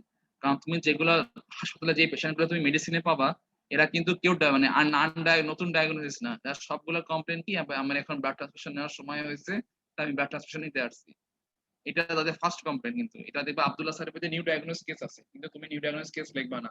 তুমি হচ্ছে আমি হয়তো এটা তোমাদের পিডিএফটা দিয়ে দিব। আমি দেখি আমার একটা ইচ্ছা আছে, আমি এটা লং কেসের একটা মানে মানে একটা আমাদের মানে নর্মাল যে লং কেস গুলো লাগে এগুলো একটা বই লিখবো। আমার মোটামুটি কমপ্লিট আছে, শুধু অল্প একটু চেঞ্জ আর কিছু অ্যাড করতে হবে। ওইটা হয়তো করে আমি তোমাদের মানে দিয়ে দেবো। প্রথম হচ্ছে patient coming for blood transfusion, এটা তার ফার্স্ট কমপ্লেন। আর সেকেন্ড কমপ্লেন কি? তার অ্যানিমিয়া আছে, উইকনেস অ্যানিমিয়া আছে, তার উইকনেস বা এগুলো তার 7 দিনের জন্য আছে। এই হচ্ছে তার চিফ কমপ্লেন। এর বাদে কিছু লেখা দরকার নেই, এই দুটা কথাই লিখবা। আর মনে রাখবা যখন চিফ কমপ্লেন তুমি বলবা, চেষ্টা করবা 2টার বেশি না লেখার জন্য। এটা সারা খুব মাইন্ড করে, যেতে অনেকে 3টা 4টা 5টা লেখে, সারা খুব মাইন্ড করে। এবার আমাদের ব্যাচে একটা মেয়ে লিখছিল 5টা চিফ কমপ্লেন, তখন খলিল স্যার খুব বকাবকি করছিল যে এতগুলো চিফ কমপ্লেন কেন। চিফ কমপ্লেন হাইস্ট একটা থেকে 2টা, এর বেশি কোনো কথা নেই। আর বেশি একটাও লিখবো না। আর হচ্ছে হিস্ট্রি অফ প্রেজেন্ট ইলনেস, এখানে কি কি ফার্স্টে কিভাবে স্টার্ট করবা? দেখো পেশেন্ট কিন্তু থ্যালাসেমিয়া পেশেন্ট কিন্তু যখন ছোট অবস্থা যেগুলো আসে ওরা কিন্তু নিজেরা আসে না, ওরা ওদের বাবা মারা নিয়ে আসে। এখন কিভাবে তুমি লিখবা এখানে বলতেছি, এখানে state program the patient patient's attendant বা patient parents he was reasonably well at the age of 7। 7 বছর পর্যন্ত সে তাকে তারা ভালো ছিল মোটামুটি। এরপরে সে দেখলো কি ডিলেড অর্ডার অফ ডেভেলপমেন্ট। এটা মানে কি সে তার মানে তার গ্রোথটা মানে তার স্কুলে যারা সব বন্ধুরা ছিল তারা সব বড় বড়, সে এখনো ছোটই আছে। এটা হচ্ছে ফার্স্ট কমপ্লেইন থাকে পেশেন্টের অ্যাটেন্ডেন্টের। কারণ পেশেন্টের উইকনেস এগুলো পেশেন্টই ওই ছোট বাচ্চাটাই বুঝবে, আর তার বাবা মা বুঝবে না। কিন্তু তার বাবা মা বুঝবে কি তার গ্রোথটা বড় হচ্ছে না। এটা হচ্ছে তাদের ফার্স্ট কমপ্লেইন হতে হবে। তারপর তুমি বলবা তার উইকনেস অ্যানিমিয়া তার ডেভেলপ করবে ডে বাই ডে। সে মানে কি he has be suffering from weakness which was increasing day by day and which needs to feel extremely fat tired in not mild activity. এগুলো তুমি নরমাল এই কথাগুলো তুমি লিখবা। লেখার পরে তুমি নরমাল যেগুলো থাকে যে অ্যানিমিয়ার যে সিমটমস গুলো তুমি এইগুলো লেখার পরে যেগুলো মানে আমি হাইলাইট করছি যে কথাগুলো সেগুলো লিখতেই হবে। যে দেখো তুমি এরপর লেখা আছে যে এই যে দেখো যে হুইচ ওয়াজ বলো his mother also noticed yellow coloration of his eye and urine and not disappeared after taking large amount of fluid which was progressively spreading to face। মানে তো জন্ডিসটা ফার্স্টে তার মানে ইয়েলো কোশ্চেন আই ইউরিন সে দিতে পারছে। অনেকে আমরা মার ভাবে কি যে আমরা ভাবি যে পেশাব হলুদ হচ্ছে বেশি করে পানি খাই ঠিক হয়ে যাবে, কিন্তু সে বেশি করে পানি খাওয়ার পরও তার ওই একই ইয়েলো কালারেশনই আছে এবং সেটা আস্তে আস্তে তার সারা শরীরে ছড়ায় যাচ্ছে। এবং ইট ওয়াজ অ্যাসোসিয়েটেড উইথ প্যালর, এই কথাটা বলতে হবে কারণ অ্যানিমিয়ার সাথে তার অ্যানিমিয়াও আছে জন্ডিসও আছে। সে বোধে বাচ্চা ফ্যাকাশে হয়ে গেছিল। এবার হচ্ছে এই কথাটা বলতে হবে there was no history of itching and stool colour was normal. এটাতে আমি তো অবস্ট্রাকটিভ জন্ডিস যে না এটা আমি তো পার্থক্য করে নিলাম। এবং হচ্ছে আরেকটা এখানে কথা এখানে মিস গেছে, এখানে তার বলতে হবে there is no history of there is no neurological feature. এই কথাটা এই যে হ্যাঁ লেখা আছে এখানে there is no history of anorexia, nausea and vomiting and pigmentation and any neurological problem। এই কথাটা এটা মানে কি বুঝাইছি আমি যে যদি তার মেগালোব্লাস্টিক অ্যানিমিয়া হয়ে থাকে তার নিউরোলজিক্যাল প্রবলেম হবে। তোমাদের রিটেনে একটা সিনারিও থাকতে পারে যে দেখবা কখনো যদি অ্যানিমিয়ার সাথে কোনো নিউরোলজিক্যাল সিমটম থাকে, নিউরোলজিক্যাল সিমটম থাকলেই এটা মনে রাখবা যে এটা হচ্ছে মেগালোব্লাস্টিক অ্যানিমিয়া। এটা ফার্স্ট ডায়াগনোসিস মানে মেগালোব্লাস্টিক অ্যানিমিয়া। তাহলে তার মেগালোব্লাস্টিক যে অ্যানিমিয়া না তা আমি পার্থক্য করে নিলাম। এখন এই সব এত সব প্রবলেম নিয়ে সে রাজশাহী মেডিকেল হসপিটালে সে ভর্তি হয়েছিল এবং he was diagnosed as a case of thalassaemia. এখন প্রথমে he was advised to take blood transfusion and it was repeat বছরে একবার, but for the last 2 year he used to take blood transfusion 3 মাসে একবার নেয়। এই কথাটা বলতে হবে যে প্রথমে সে বছরে একবার নেওয়া তাকে ডাক্তার অ্যাডভাইস করছিল, কিন্তু এখন তার এতই সে সমস্যা যে তার 3 মাসে সে একবার করে নেয় ব্লাড ট্রান্সফিউশন। এরপরে দেখবা যে এখন সে কেন ভর্তি হয়েছে, এরপর কথা লিখবা এগুলা এতগুলো সে তার পাস্ট হিস্ট্রির মতন করে লেখা পেতে নিচ্ছে। এরপরে লিখবা যে এখন সে ভর্তি হয়েছে রাজশাহী মেডিকেল কলেজে ব্লাড ট্রান্সফিউশনের জন্য এবং তার উইকনেস পালপিটেশন উইকনেস এগুলো তার প্রবলেম আছে এবং তার কিছু ইয়েলো কালারেশন আছে এবং সে বলবা হাসপাতালে ভর্তি হওয়ার পরে সে কয় ব্যাগ ব্লাড নিছে। এটা বলতে পারো তাহলে তোমার শিওর যে থ্যালাসেমিয়া পেশেন্ট এই ব্লাড নিতেই আছে। যেমন আমার পেশেন্ট ছিল সে ভর্তি হওয়ার পর সে 2 ব্যাগ ব্লাড নিছে এখন পর্যন্ত। তারপর লাস্টে তুমি যে কষ্ট গদবাদার কথা আছে history of joint pain, no history of joint pain, rash. তারপর হচ্ছে with this above complain he had doctor for further evaluation and management. এভাবে তুমি একটা লং কেসের হিস্ট্রি অফ পেশেন্ট ইলনেসটা লিখবা। এখানে কারো কিছু প্রশ্ন আছে?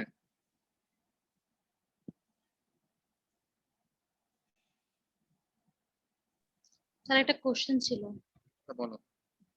শর্ট কেসে যে নিউরোলজিক্যাল ফাইন্ডিংটা বলছেন যে নার্ভটা এক্সাজারেটেড হবে আর ডিমিনিশ হবে, এটা আবার যদি বলতেন কেন হবে? ও আচ্ছা, ফার্স্টে বললাম কি যার নরমাল জাগ থাকতে পারে পেশেন্টের। তারপর কি বললাম যে পেশেন্টের জাগটা ডিমিনিশ থাকতে পারে। এই ডিমিনিশটা কিভাবে, যে আমি বলতে রিপিটেড তার ব্লাড ট্রান্সফিউশন হচ্ছে, তার ব্লাড ট্রান্সফিউশন হওয়ার কারণে কি হয় কি আয়রনটা তার নার্ভে যাওয়ার ডিপোজিশন হবে। নার্ভে ডিপোজিশন হলে হবে কি তার পেরিফেরাল নিউরোপ্যাথি। আর লোয়ার মোটর টাইপ নিউরোনেশনে হচ্ছে পেরিফেরাল একটা কজ হচ্ছে পেরিফেরাল নিউরোপ্যাথি। আর পেরিফেরাল নিউরোপ্যাথির কারণে আমার জাগটা ডিমিনিশ হয়। তাই হচ্ছে আমি বলবো জাগ মানে জাগটা এভাবে ডিমিনিশ হয়। আরেকটা কথা, যখন তোমাকে যদি কখনো পেশেন্টে তুমি দেখো যে ডার্কটা ডিমিনিশ হয়েছে এবং সাপোর্টে তুমি ফাইন্ডিং বলো, তুমি কখনো বলবা না জার্কটা diminish, because jerk is not এলিসেটেবল।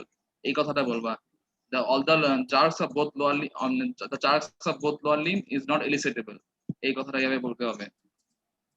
আর যেটা হচ্ছে আপার মোটর নিউরনের কারণে হাইপার এক্সাজারেটেড হয় এটা মানে এটা কিভাবে হয়, এটা হচ্ছে যেহেতু আমি বলছিলাম তার ভার্টিব্রাল ফ্র্যাকচার হতে পারে, যে তোমার থিনিং হয়ে ভার্টিব্রাল ফ্র্যাকচার হলে তাহলে আপনার স্পাইনাল কর্ডও ইনজুরি হবে।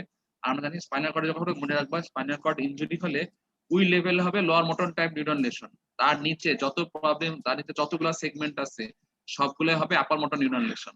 আপার মোটর নিউরন লেশনের সব থেকে ইম্পর্টেন্ট হচ্ছে এখানে তার জার্কটার হাইপার এক্সাজারেটেড হবে এবং প্ল্যান্টার এক্সটেন্সর হবে, এই দুটা কথা মনে রাখবা। আর লোয়ার মোটর নিউরনে প্ল্যান্টার ফ্লেক্সর, বুঝতে পারছো?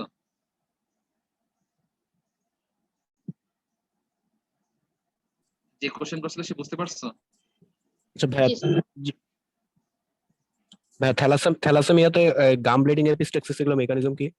এটা হচ্ছে গাম্বিং, আমি বলছি কি থ্যালাসেমিয়া পেশেন্টের হাইপার স্প্লিনিজম হয়, মানে স্প্লিনটা বড় হয়ে যায়। স্প্লিন বড় হলেও বেশি ফাংশনিং, তার মানে ও কবে কি সব ভাঙবে, ও ডাব্লিউবিসি পাইলে ডাব্লিউসিও ভাঙবে, আরবিসি পাইলে আরবিসিও ভাঙবে, এবং আরবিসি তো ভাঙি, আর প্যাটিলেটও ভাঙবে। তাহলে দেখো প্যাটিলেট ভাঙলে কি হবে, তাহলে গাম ব্লিডিং এপিস্ট্যাক্সিস হবে। আরবিসি ভাঙছে তার অ্যানিমিয়া হচ্ছে, আর ডাব্লিউসিও ভাঙতেছে তার কারণে ইনফেকশন ডেভেলপ করতেছে। এটা হচ্ছে আমার গাম ব্লিডিং এপিস্ট্যাক্সিসের কারণ, বুঝছো? জি ভাই। তারপর আসলে এই বেসিক অংশটা আসছি, এরপর হচ্ছে হিস্ট্রি অফ পাস্ট ইলনেস। এটা বলতে হচ্ছে সে ওই যে এই সমস্যা নিয়ে সে 7 বছর থেকে এই একই সমস্যা নিয়ে ভুগতেছে, এই ফ্যামিলি হিস্ট্রিতে এই কথাটা বলতে হবে, that is consanguinity of marriage between his parents. থাকুক না থাকুক তুমি লিখে দিয়ে আসবা, পেশেন্টকে বুঝাই বলবা যে যদি বলে আসছে কিনা, হ্যাঁ বলবা যে আমার আমার বাবা মা ফুফাতো ভাই বোনের মধ্যে, মামাতো ভাই ফুফাতো ভাইয়ের মধ্যে বিয়ে হয়েছে। তুমি থাকলে না থাকলে বলে লিখে দিয়ে আসবা। আর বলবা যে তার তার ফ্যামিলিতে আর কে কে আছে এবং তাদের মধ্যে তার ভাই বোনের মধ্যে কারো এই সমস্যা আছে কিনা। আমার পেশেন্টটা যেটা ছিল, তার 3 ভাই বোন ছিল, মানে দুই ভাই এক বোন। বড় ভাই আর এই বোন দুজনেই এফেক্টেড। বড় ভাই বয়স 25, সে থ্যালাসেমিক ছিল। যে মানে যে মেজো বোন সে 20 বছর, সেও থ্যালাসেমিক, এবং যে ছোট ভাই ছিল একটা 5 বছর। মানে ওরা এখনো টেস্ট করায়নি, ও আলটিমেটলি ও থ্যালাসেমিক ডেভেলপ করবে লাস্টে যায়। দেখো এই কথাগুলো বলে আসবা যে কি কি সমস্যা হয়। আর পার্সোনাল হিস্ট্রি কি নেবা, যে নন স্মোকার, পেশেন্ট বলতে নন স্মোকার, নন অ্যালকোহলিক, নন মোটেন্সিভ, নন ডায়াবেটিক, এই কথাগুলো বলতে হবে। আর ড্রাগ হিস্ট্রি এই কথাটা লিখবাই। প্রত্যেকটা থ্যালাসেমিক পেশেন্ট এই ড্রাগটা খাবি, ফলিসান, মানে এটা ফলিক অ্যাসিড সাপ্লিমেন্ট, মানে এটা হচ্ছে তোমার ফলিক, হ্যাঁ সরি না, এটা ফলিক অ্যাসিড সাপ্লিমেন্ট না, ফলিক অ্যাসিড হচ্ছে তোমার এরিথ্রোপোয়েসিস কে ইনক্রিজ করে একটা এই ট্যাবলেটটা, মানে আরবিসি দেন বেশি বেশি করে তৈরি হয়। সেটা হচ্ছে তোমার তাতে কিছু কোশ্চেন আছে। আচ্ছা কোশ্চেন গুলো আমি তোমার লিখে রাখো, আমি লাস্টের গুলো সলভ বলতেছি। তারপর হচ্ছে তোমার ড্রাগ হিস্ট্রি, মানে এই বললাম কি ফলিসানটা দেখবা প্রত্যেক থ্যালাসেমিক পেশেন্ট খাবি। এটা তুমি জিজ্ঞেস করলে ওরা কোনো রোগ ওষুধে নাম বলতে পারে না, কিন্তু এই ফলিসান নামটা খুব সহজে ওরা বলতে পারে। সেটা কি খাই, আমি ফলিসান ট্যাবলেট খাই। ফলিসানের কাজ হচ্ছে আমার রিঅ্যাক্টিভ সিস্টেমটাকে ইনক্রিজ করে।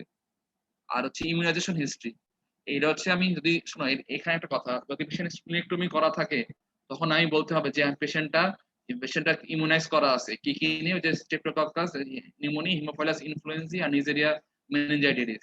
এই তিনটার মধ্যে যদি স্প্লিনেক্টমি করা থাকে তাহলে তুমি লিখবা। আর যদি না থাকে তুমি তখন লিখে দেবা he is not immunise according to the EPI schedule. আর স্প্লিনেক্টমি করা থাকলেও তিনটা কথা তোমার লিখতেই হবে, কারণ এই তিনটা না দিয়ে স্প্লিনেক্টমি করা কখনোই হয় না। আর এরপরে আসি যে জেনারেল এক্সামিনেশনে, দেখো এখানে খুব মানে ছোট হয়ে গেছে, কিন্তু 24টা পয়েন্ট আমি তোমাদের পরে দিয়ে দিব, ওখানে পড়ে নিও। 24টা পয়েন্ট আছে, 24টা পয়েন্টই তোমার ঠোঁটস্থ বলতে হবে। একদম মানে প্রথম থেকে লাস্ট পর্যন্ত। অ্যানিমিয়া, এই পাঁচটা হচ্ছে ABCD, anaemia, build up, cooperation, decubitus, তারপর নিউট্রিশন, তারপর অনেক ইন্টেলিজেন্স বলতে পারো, দরকার হয় না। হচ্ছে anaemia, jaundice, cyanosis, clubbing, leukonychia, koilonychia, body tenderness, lymphadenopathy, dehydration, এই যতগুলা কথা আছে, এই 24টা কথাই মানে সারা অনেক সারা পারে কি জানো, এসে এই খুলে খুলে হিস্ট্রি দেখে তুমি 24টা পয়েন্ট লিখছো কিনা। একটা কম থাকে ওটা নিয়ে গেজানো শুরু করবে। তুমি 24টা বেশি লেখো সমস্যা নেই, কিন্তু 24টা কম লিখবা না। 23-24 ঠিক আছে, তো এর বেশি এর কম লিখবা না। আর তোমাদের কাছে মানে এই যে পালস লেখা আছে, আমাদের কাছে খাতা থাকে, একটু খাতা এটা লিখে নাও। পালস বলার সময় কিভাবে বলবা, এখানে শুধু অনেকে পালস 80 বিট পার মিনিট বলে চলে যায়, কিন্তু পালসটা কিভাবে বলবো এটা আমি যেভাবে বলছিলাম, আমাদের শিখাইছিল আমাকে, মানে খাতা থাকলে কি বলবো। জি স্যার। জি ভাইয়া। লেখো pulse is 80 beat per minute, বা যেটা থাকে pulse is 80 beat per minute. Rhythm regular, volume and character is normal. All the pulses are bilaterally symmetrical and palpable. Our condition of the vessel wall is normal. তাহলে আবার বলি আমি, pulse is 80 beat per minute, rhythm is regular, volume and character is normal. All the pulses of both limb are bilaterally symmetrical and palpable.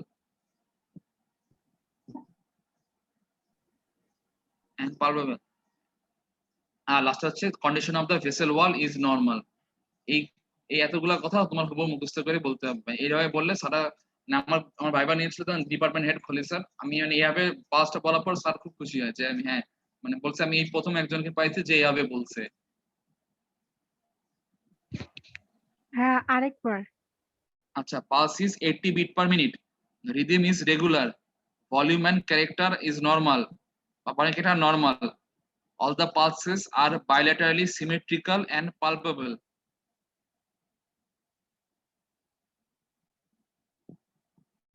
And the condition of the vessel wall is normal. তুমি দেখো না দেখো তুমি বলে দিয়ে আসবা, এত কথা নেই। এই স্যার আগে মিলাই দেখবে না পরীক্ষায়। আচ্ছা, এবার হচ্ছে blood pressure, temperature, respiratory rate, আর লাস্টে লং কেসে বেডসাইড ইউরিন ফর অ্যালবুমিন। এই কথাটা বলতেই হবে। মানে খুব ছোট কাছে দেখা যাচ্ছে না, কিন্তু লাস্ট কথা হচ্ছে মানে একদম লাস্ট পয়েন্ট, এটা তোমার থাকতে হবে বেডসাইড ইউরিন ফর অ্যালবুমিন। এটা শুধু নেফ্রোটিক সিন্ড্রোমে থাকলে প্রেজেন্ট, মানে কিডনি কোনো ডিজিজ থাকলে প্রেজেন্ট বলবো, বাকি সব জায়গায় তুমি চোখ বন্ধ করে অ্যাবসেন্ট লিখে দিবা। এবং স্যার বলে তুমি করছো, জি স্যার করছি, কই দেখা হতো। এটা করবা কি, আমি মানে একটা টেস্ট টিউব নিয়ে যেতে হয় তোমাদের লং কেসে, আর একটা স্ট্রিপ, টেস্ট টিউব বা স্ট্রিপের মধ্যে তুমি পানি, তোমার স্যার তোমার দেখবে না তোমার ভিতরে ইউরিন না পানি। আমি পানির বোতল নিয়ে গেছিলাম, পানির বোতল দিয়ে পানি ঢেলে এখানে স্ট্রিপ দিয়ে করে রাখছিলাম। এটা পেটের পাশে তুমি রেখে দিবা, এটা এই কাজটা করবা, কারণ স্যার মিলাই দেখবে না। আর অনেক আমি এই একই কাজ করছিলাম পি প্রফে এক মিড লেভেল স্যার এসে বলে কি ইউরিন কি এত সাদা জীবনে হয়, তুই তো পানি ঢালছো, কিছু বলেনি। তাই প্রফে করছিলাম কি আগে থেকে পানি আর ডিউ একটু মিলাই নিয়ে গেছিলাম, একটু হলুদ হলুদ রঙ হয়েছে, পরে ওইটা দিয়ে আমি ইউরিন বানাইছি। এটা হচ্ছে তোমার এই যে এত কিছু লাগবে না, তুমি পানি ঢেলে দিও, তাহলেই হবে। আইবার সিস্টেম এক্সামিনেশন হচ্ছে যে যেহেতু আমার অ্যাবডোমেন এখানে মেইন ফাইন্ডিং থাকে, হচ্ছে গ্যাস্ট্রোসোনা সিস্টেমে কি কি পাবা এগুলো দরকার নাই, অ্যাবডোমেন ফাইন্ডিং এ ফার্স্ট হচ্ছে তুমি ইন্সপেকশনে, তুমি এখানে তো স্পিনোমেগালি থাকবে, তাই left upper abdomen is distended থাকবে, ফ্ল্যাঙ্কস আর নট ফুল থাকে, আম্বলিকাসটা ইভার্টেড থাকে। আমার ম্যাসিভ স্পিনোমেগালি থাকলে তার আম্বলিকাসটা ইভার্টেড হয়, না হলে তুমি ইনভার্টেড লিখবা ছোট থাকলে। আর হচ্ছে এবার নো স্কারমা, পিগমেন্টেশন, এনগার্সভিন, বা সেগুলো ইন্সপেকশন ফাইন্ডিং হচ্ছে পালপেশনে। ফার্স্ট টাইম পালপেশন ছিল কি সুপারফিশিয়াল পালপেশনে। এখানে সুপারফিশিয়াল পালপেশনে আমি কি কি দেখি, টেম্পারেচার দেখি আর টেন্ডারনেস দেখি। Temperature not raise, tenderness absent. তারপর হচ্ছে এগুলো নো হাইপারসিকুলার বলার দরকার নেই। আচ্ছা, ডিপ পালপেশন, কোনো অ্যাবনরমালিটি নাই। এরপর হচ্ছে লিভারটা এখানে ছোট আছে, তা আমি একবার বলি শোনো। লিভারটা কিভাবে বলবা, liver is enlarge 5 centimetre from the right costal margin in the mid clavicular line. দেখা যাচ্ছে? জি ভাইয়া।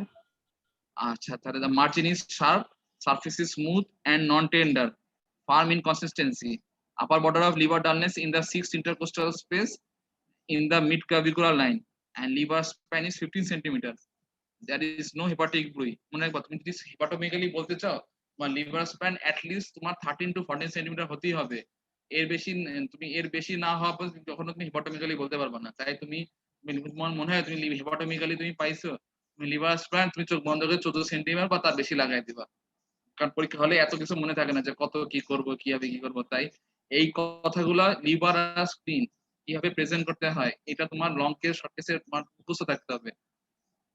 একদম তোমার মানে কোথাও বাকির মতো তোমার বলতে হবে যে কি কি ফাইন্ডিংস আছে।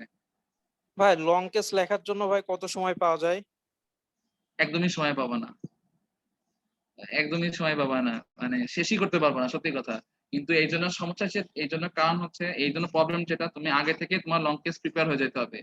তুমি লং প্রিপেয়ার হয়ে যাবা, জানি তুমি স্যার বলে কি ফাইন্ডিং পাবো তুমি এভাবে বলে দিবা। আমাদের দিন আমরা কেমনি লাকিলি সময় পেয়ে গেছিলাম, কারণ ওই দিন সারা কি একটা ব্যস্ত ছিল, সারা বাইরে গেছিল আর দেরি হয়ে গেছিল। কিন্তু অন্য দিন এরা হাইয়েস্ট তারা সিস্টেমিক এক্সামিনেশন পর্যন্ত লিখতে পারছিল, এর বেশি তারা লিখতে পারেনি, বুঝছো? তাই তোমার লং কেস তুমি আগে প্রিপেয়ার না হয়ে গেলে তুমি পরীক্ষা হলে জীবনে ভালো করতে পারবে না। লং কেস তোমার কয়েকটা লং কেস থাকবে, তোমার যে এগুলো প্রিপারেশন নিয়ে যেতেই হবে। তো ওগুলো পরে যখন লং কেস সময় আমি বলবো। তাই মানে এই মধ্যে থ্যালাসেমিয়া তুমি পাবাই, তুমি চোখ বন্ধ করে তুমি কি থাকবা, থ্যালাসেমিয়া 2 থেকে 3 জন রোগী পাবি। থ্যালাসেমিয়ার রোগী এত কমন থাকে। এবার সেই স্পিনে তুমি বলো যে অ্যাক্টিভ ফাইন্ডিং যেগুলো বলছি আমি, তো কিডনিটা বলো, কিডনি ক্যান নট ব্যালটেবল, কিডনি সবসময় ব্যালটেবল হতে হবে, এখানে পালপেবল না। ব্লাডার নট পালপেবল, টেস্টিসটা তুমি করো না করো, তোমার মেল হলে করবা, আর ফিমেল হলে করা দরকার নেই। Testis firm in consistency and texture is normal, এটা নরমাল কনসিস্টেন্সি এন্ড টেক্সচার। যদি তোমার হয় সিএলডি হয়, সেক্ষেত্রে বলতে হবে soft in consistency and texture. তাই টেস্টিসটা তোমার বলতেই হবে। পারকাশন নট নরমাল, আমি টিম প্যানিং কি পাবো, no shifting dullness, auscultation, bowel sound, এগুলো বায়োসন নরমাল। এই আর আদার সিস্টেম লিখবা, যে এই সাপোর্ট সিস্টেমের নাম লিখতে হবে, respiratory system, cardiovascular system, nervous system, muscular skeletal system, সবগুলো লিখে তুমি লিখবা নো ফাইন্ডিংস বা নরমাল ফাইন্ডিং বা নো অ্যাবনর্মাল ফাইন্ডিংস। এইগুলো এটা হচ্ছে লং কেসে মানে লেখা গেল এই পর্যন্ত। এবার সেই স্যালিয়েন্ট ফিচার, এই স্যালিয়েন্ট ফিচার যখন তুমি যখন স্যারকে বলে প্রেজেন্ট ইওর কেস, তুমি তোমার স্যালিয়েন্ট ফিচারটাই বলতে হয়। স্যালিয়েন্ট ফিচার তুমি মানে তুমি এতক্ষণ যা লেখছো, হিস্ট্রি, প্রেজেন্ট মানে জেনারেল এক্সামিনেশন, সিস্টেম এক্সামিনেশন, সবকিছু মিলাই হচ্ছে স্যালিয়েন্ট ফিচার। তুমি ফার্স্টে স্টার্ট করবা কি হবে, ধরো তার নাম ছিল mister Rezaul Islam, 15 years old, student, non smoker, non diabetic, non alcoholic, non normotensive, মানে নন স্মোকার। এই কথা, নন স্মোকার, নন মোটেনসিভ আর নন ডায়াবেটিক, এই 4টা কথা তোমার বলতেই হবে। তারপর মুসলিম, হেলিং মানে কোথা থেকে আসছে, Sipahipara Rajshahi, admit to Rajshahi college hospital, এত তারিখ, উইথ কমপ্লেইন অফ, এবার তুমি যা আছে সব লিখে দেবো ওইভাবে, মানে একদম চিফ কমপ্লেইন থেকে। তো ফার্স্টের এই কথাগুলো যে তার বয়স কত, মানে কি, মিস্টার এই এত years old, student, non smoker, নন অ্যালকোহলিক, নন মোটেনসিভ, নন ডায়াবেটিক। এখন একটা সাবজেক্টে ফিমেল হলেও তুমি নন ডায়াবেটিক, নন মোটেনসিভ, নন অ্যালকোহলিক, নন স্মোকার, এই কথা বলতেই হবে।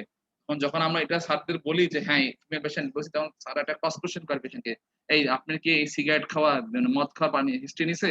তুমি পেশেন্টকে আগে দিয়ে বলে দিবা যে হ্যাঁ আমি কিন্তু নিছি, আপনি বলবেন হ্যাঁ আমি নিছি। তাই মানে এই কথাগুলো মানে ফিমেল পেশেন্ট হলে স্যাররা খুব অহরহ জিজ্ঞেস করে যে আপনি ফিমেল বললা, তুমি স্মোকিং হিস্ট্রি নিছো, অ্যালকোহলিক হিস্ট্রি নিছো, তখন বলেছে আচ্ছা তুমি তো নিলা, বাংলাদেশে তুমি কয়টা পেশেন্ট তুমি বাংলাদেশে কি তুমি পাও স্মোকার, অ্যালকোহলিক? স্যার এখন ঢাকায় সেগুলো খুব কমন। বলেছে এ তো ঢাকায় না। স্যার তো বলেছে অ্যাজ এ পার্ট অফ মানে পার্ট অফ এক্সাম, মানে part of history I have taken ইট, এইভাবে বলে দিবা। মানে স্যার এরকম ক্রস কোশ্চেন আটকাতে চায়, যে এইসব ফালতু জিনিস নিয়ে আটকাতে চাবে অনেক স্যাররা আছে, তখন তুমি এইভাবে তুমি বলে দিবা এই প্রশ্নগুলো। তারপরে স্যালিয়েন্ট ফিচারে তুমি যা যা লিখছো এতক্ষণ, তুমি দেখবা সব কথাগুলাই তোমার লিখতে হবে। এই করে লাস্টে তুমি যে আদার সিস্টেম শোজ নো অ্যাবনর্মালিটি, তুমি পরীক্ষায় শোনা যেটা তুমি দেখো, যদি সময় পাও তাহলে তুমি স্যালিয়েন্ট ফিচার লিখবা। আর দেখো যে তোমার সময় এখনো হয়ে মানে সময় নাই, লং কেস শুরু করে দিছে, তুমি করবা কি সিস্টেম এক্সামিনেশন পর্যন্ত লিখে চুপ করে বসে থাকবা, পরে তুমি ওইটাই তুমি রিভিশন দাও তুমি কি কি লিখছো। কারণ লং কেস লেখা কম্পালসারি, শেষ করা কম্পালসারি না, তুমি বলাটাই হচ্ছে তোমার মেইন। তুমি বলতে পারলে পাস, না পারলে ফেল। তাই তুমি একদম মানে তুমি যদি সময় না পাও তাহলে স্যালিয়েন্ট ফিচারের আগেই পর্যন্ত লিখে চুপ করে বসে থাকবা, এই করে তুমি খালি রিভিশন দাও কি কি লিখছো। আমি লাকিলি সময় পাই গেছিলাম, কিন্তু ওই না লেখাই বুদ্ধিমানের কাজ। আর এখন এই যে প্রভিশনাল ডায়াগনোসিস আর ডিফারেনশিয়াল ডায়াগনোসিস, এটা হচ্ছে আমি এখন মজার কি, যে প্রভিশনাল ডায়াগনোসিস তুমি এখানে থ্যালাসেমিয়া বলবো না, লিখবো নন কেস অফ থ্যালাসেমিয়া। কারণ আমি তো থ্যালাসেমিয়া আমি তো জানি সেই তার আগে ডায়াগনোস কেস, সে ব্লাড ট্রান্সফিউশনের জন্য আসছে, আমি বলবো কি it is a known case of thalassaemia.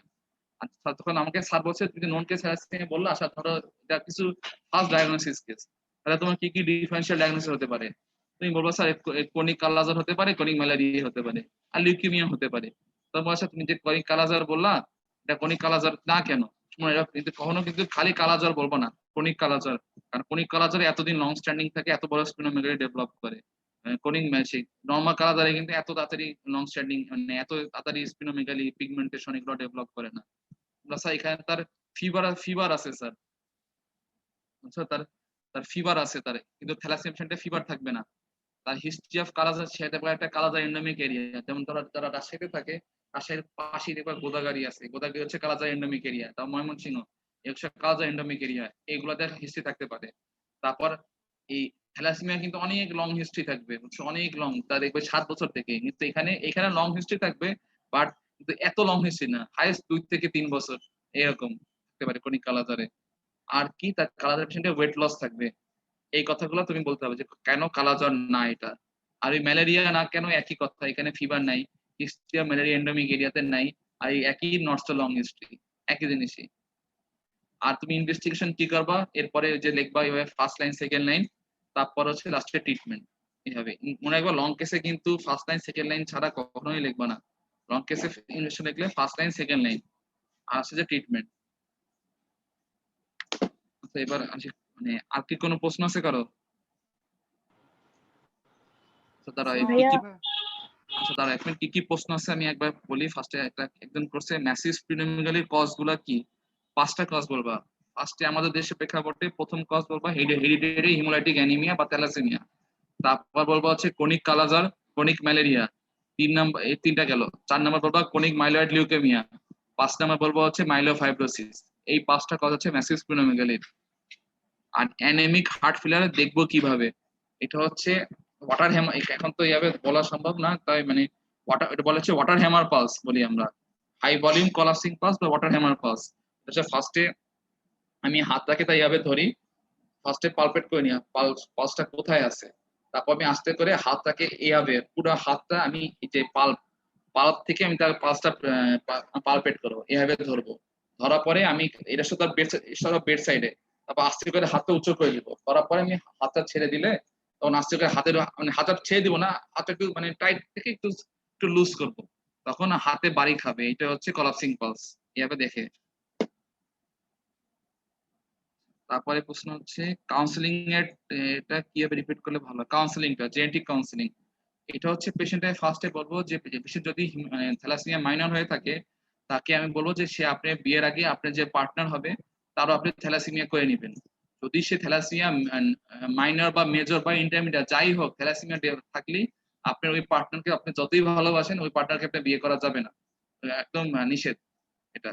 আর যদি করে ফেলেন তাহলে আপনি যদি করে ফেলেন তাহলে আপনি বাচ্চা নিবেন না। আর যদি বাচ্চা নেন সেই ক্ষেত্রে আপনি যদি বাচ্চা আমাদের সেটা আমাদের সে ব্যবস্থা নাই এটা, তখন আমি হিউম্যান কর্নিক বিলাস স্যাম্পলিং নিব, নিয়ে তার বাচ্চায় দেখবো, ইন্টারফিটাল দেখবো, ইন্টারইউটাইন অবস্থায় তার কোনো আছে কিনা, মানে থ্যালাসেমিয়া সে ডেভেলপ করছে কিনা। তা যদি ডেভেলপ করে তাহলে আমি চেষ্টা করব তাকে অ্যাবর্শন করাই দিতে বা ইন্টারফিটালি মেরে ফেলতে, ইন্টারইউটাইন মেরে ফেলতে। আর না হলে আমি তাকে ডেলিভারি করব।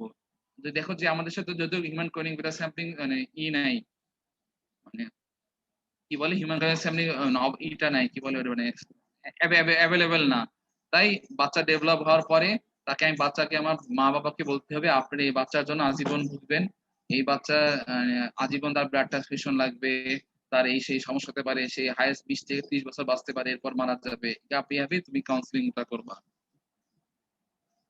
এবার হচ্ছে প্যাথোলজিক্যাল ফ্র্যাকচার আর স্পাইনাল কর্ড কম্প্রেশনের কারণ কি যদি বলতেন ভাই। আচ্ছা এরপর হচ্ছে প্যাথোলজিক্যাল ফ্র্যাকচার, ওই যে আমি বললাম যেহেতু পেশেন্টটাকে তার ম্যারোটা বেশি বেশি হাইপার ফাংশনিং, তার বেশি তার ম্যারোটা কাজ করছে, মানে যেহেতু আমার এখানে শরীরে এটা আমাদের বডির একটা নিয়ম যে আমাদের বডি যখন রক্ত শূন্যতা বা অ্যানিমিয়া ডেভেলপ করে আমাদের বোন ম্যারো 8 গুণ পর্যন্ত তার ইরিথ্রোপোয়েসিস বাড়াতে পারে, 8 গুণ পর্যন্ত। আর এখানে থ্যালাসেমিয়া 8 গুণ থেকে আরো বাড়ায় যায়, বলে 16 গুণ পর্যন্ত বেড়ে যায়। তা এখন এত বাড়ে যে বাড়তে বাড়তে ওর মানে বোনস গুলো সব থিন হয়ে যায়, মানে বোন ম্যারো কিছু থাকে না, বোনস গুলো যেভাবে পারে ওখান থেকে বোনস গুলো থিন হয়ে তখন বোন গুলো এত উইক হয়ে যায় যে একটু প্রেসার পড়লেই এখানে ভেঙে যায়। এটা হচ্ছে প্যাথোলজিক্যাল ফ্র্যাকচার। আর স্পাইনাল কর্ড কম্প্রেশন একই, যে স্পাইনাল কর্ডে যে মানে স্পাইনাল কর্ডে বোন ম্যারোটা রিঅ্যাক্টিভিটিসটা হয়, স্পাইনাল কর্ড আস্তে থিন হয়ে যাবে, স্পাইনাল কর্ডে প্রেসার পড়বে, স্পাইনাল কর্ডটা ভেঙে যাবে, ফলে স্পাইনাল কর্ডটা ইনজুরি হবে। এটা হচ্ছে মানে ভার্টিব্রাল কলামটা ইনজুরি ভেঙে যাবে আর স্পাইনাল কর্ডটা ইনজুরি হবে। এটা হচ্ছে স্পাইনাল কর্ডের কম্প্রেশনের কজ। এবার হচ্ছে হাইপারস্পিনিজমটা আবার একটু রিপিট করবেন ভাইয়া। হাইপারস্পিনিজম কিছুই না, ফার্স্টে স্পিনোমেগালি থাকবে, স্পিনের সাথে তার অ্যানিমিয়া থাকবে, অ্যানিমিয়ার সাথে হয় লিউকোপেনিয়া বা থ্রোম্বোসাইটোপেনিয়া, এবং এই স্পিনোনেক্টমি করার পরে তার র‍্যাপিড ডেভেলপমেন্ট। এটা হচ্ছে হাইপারস্পিনিজম। ভাই স্প্লেনোমেগালি থাকলে কি সেই পেশেন্টের হাইপারস্প্লেনিজম থাকবে? না আমি কি বলছি, স্পিনোমেগালি থাকতে হবে, সাথে অ্যানিমিয়া বা লিউকোপেনিয়া বা অ্যানিমিয়া বা থ্রোম্বোসাইটোপেনিয়া, এবং স্প্লিনোটমি করার পরে সে র‍্যাপিড ডেভেলপমেন্ট, এই 3টা কথাই হলেই হাইপারস্প্লেনিজম। তাছাড়া হাইপারস্পিন তুমি কখনোই বলতে পারবে না। স্পিনোমেগালি তো আমার টাইফয়েড ধরে হইলো, সে তো জাস্ট পাপাভেন স্প্রিন থাকে, ওটা তো ওয়ান সর্ট অফ স্পিনোমেগালি, এটা তো আমি হাইপারস্পিনিজম বলবো না। এই তিনটা কথা থাকলে আমি হাইপারস্পিনিজম বলবো। আর হচ্ছে আয়রন ডিপোজিশন হলে ডিএম কেন হয়? এটা হয় যে আইলেটস অফ ল্যাঙ্গারহ্যান্সে আমরা জানি ক্যারোটিন ইনসুলিন রিলিজ করে। এখন ওই আইলেটস অফ ল্যাঙ্গারহ্যান্সে ডাক্টে এসে ডিপোজিশন হয়, ডাক্টে এসে ডিপোজিশন হলে কি ডাক্ট ব্লকেজ হয়, ডাক্ট ব্লকেজ হলে আমি ইনসুলিন বেরোতে পারবে না, এর কারণে আমার ডায়াবেটিস মেলিটাস ডেভেলপ হয়। তারপর হচ্ছে প্যাথোজেনেসিসটা আরেকবার বলেন। আচ্ছা, আর কারো কি কোনো প্রশ্ন আছে? প্যাথোজেনেসিস লাস্টে বলবো একটু। ভাই একটা কোশ্চেন ছিল। আচ্ছা বলো। ভাই আপনি বললেন না যে বিয়ের আগে যে কাউন্সিলিং করতে হবে, তো আমার কাজিনের বাবু হয়েছে 2 বছর আগে, তো ওর ব্লাড রিপোর্ট দেখলাম, ওখানের মধ্যে মানে উনি আমাকে দেখাচ্ছে যে হিমোগ্লোবিন ই ট্রেট আছে, কিন্তু আমি যতটুকু জানি ভাইয়া বা আপুর এই ধরনের কোনো ই নাই, তো এটা কি পরবর্তীতে কোনো সমস্যা করবে? ওর আবার এখন আয়রন ডেফিসিয়েন্সি অ্যানিমিয়া দেখা দিচ্ছে রিসেন্টলি। শোনো, এটা মানে তা হয়তো দেখবা তার ফ্যামিলির হিস্ট্রিতে কারো না কারো ছিল, বুঝছো? এটা হয় কারো না কারো থাকতে পারে, বা দেখবা তার মা বাবা যে কোনো একজন মাইনর আছে, কোনোভাবে কোনো ট্রান্সমিট হয়েছে, বা এমন হতে পারে সে ও হচ্ছে নিউলি হয়েছে, আল্লাহ ওরে নতুন করে ধরে ওর ফার্স্ট ওর ডেভেলপই হয়েছে নতুন, বুঝছো? এরকম। এখন এই হিমোগ্লোবিন ই থাকলে যেটা হয়, হিমোগ্লোবিন ই থাকাই যে তার যে মেজর থ্যালাসেমিয়া তা না, এটা মাইনর হতে পারে, মেজর হতে পারে, ইন্টারমিডিয়েট হতে পারে। তাই ওর এখনো কোনো সায়েন্স, আয়রন ডেফিসিয়েন্সি অ্যানিমিয়া হয়তো তার ডেভেলপ হচ্ছে, তার শরীরে এমনি আয়রন স্টোর কম বা আয়রন ইনটেক কম, এই জন্য হতে পারে, বা র্যাপিড ডেভেলপমেন্টের কারণে হয়তো তার আয়রন ডিপোজিশন মানে গ্রোথের কারণে আয়রন ডেফিসিয়েন্সি অ্যানিমিয়া হতে পারে। কিন্তু এইটা হচ্ছে তুমি মানে হিমোগ্লোবিন ই থাকলে যে তার থ্যালাসেমিয়া মেজর হয়েছে সেটা তুমি কখনো কনফার্মেটরি বলতে পারবা না। এটা ইলেকট্রোফোরেসিসের মাধ্যমে তুমি ফাইনাল কনফার্ম করতে পারো যে মেজর না মাইনর। আচ্ছা, আরেকটা জিনিস বলে, সারা বলে যে তুমি যে বললা থ্যালাসেমিয়া, তোমার কি মনে হয় এই পেশেন্টের কোন থ্যালাসেমিয়া হতে পারে? তোমরা স্যার এটা হিমোগ্লোবিন ই ই বেটা থ্যালাসেমিয়া কেন বলছো তুমি এটা? কারণ এটা হচ্ছে মোস্ট কমন থ্যালাসেমিয়া, তাই হিমোগ্লোবিন ই বেটা থ্যালাসেমিয়া। আচ্ছা, আর কারো প্রশ্ন আছে? ভাইয়া শর্ট কেসে হচ্ছে যে স্প্লিন এক্সামিনেশনের যে ফিঙ্গার ইনসিনেশন এটা যদি একটু বলতেন। ও, এটা হচ্ছে এখন আসলে এগুলা অনলাইনে বলা যায় না, তা বলতে চাই যে আমি স্প্রিনটমি আমি ফার্স্ট স্প্রিনটা পালপেট করলাম, এভাবে করতে করতে সাইজ সারফেস মার্জিন সবই দেখা শেষ। এই ধরো মনে করো এটা হচ্ছে রিব, এটা আমার রিব মনে করো। এখন এটা কাজ কি, আমি এই রিব আর স্প্রিনতে এইভাবে লাগানো থাকে, আমি চেষ্টা করবো এই রিবের মধ্যে আঙ্গুল ঢুকানো যায় কিনা। যদি যায় তাহলে ফিঙ্গার ইনসার্শন ইজ পসিবল, আর যদি না যায় তাহলে এটা নট পসিবল। এখন এইটা বুঝতে পারছো এটা? জি। এখন এখানে একটা ভালো কথা মনে করছে যে এখানে সারা বলে তুমি যেটা স্পিনোমেগালি বললা, এটা তো কিডনি হইতে পারে, তুমি প্রুফ করো এটা কিডনি না।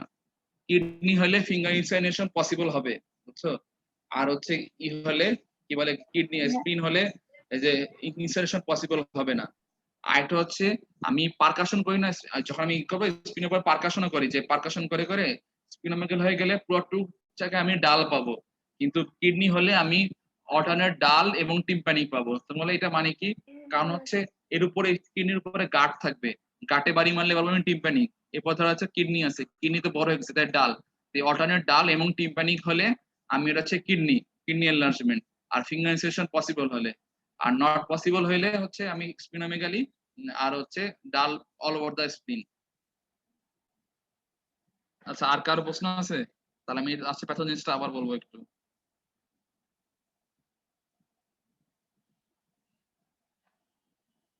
আচ্ছা, প্যাথোজেনেসিস তাহলে বলি এবার। আমি থ্যালাসেমিয়া মানে কি বলেছি, হয়তো আলফা বা বেটা চেইন শর্ট থাকবে বা কম থাকবে বা তৈরি হবে না। ধর এখানে বেটা চেইন এখানে নাই, বেটা চেইন না থাকলে কি হবে, শুধু আলফা চেইনই ডিপোজিশন হবে। আলফা চেইন ডিপোজিশন হলে আমরা জানি আমার নরমাল আরবিসিতে আলফা আর বেটা দুটোই থাকতে হবে।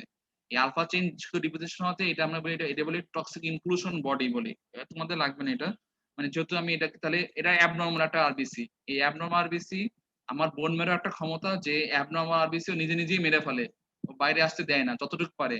ফার্স্টে বোন মেরো ফার্স্টে নিজে ভাঙবে, বুঝছো? বোন মেরো নিজে নিজে মেরে ফেলবে, এবং কিছু কিছু বের হয়ে যাবে বোন মেরো থেকে।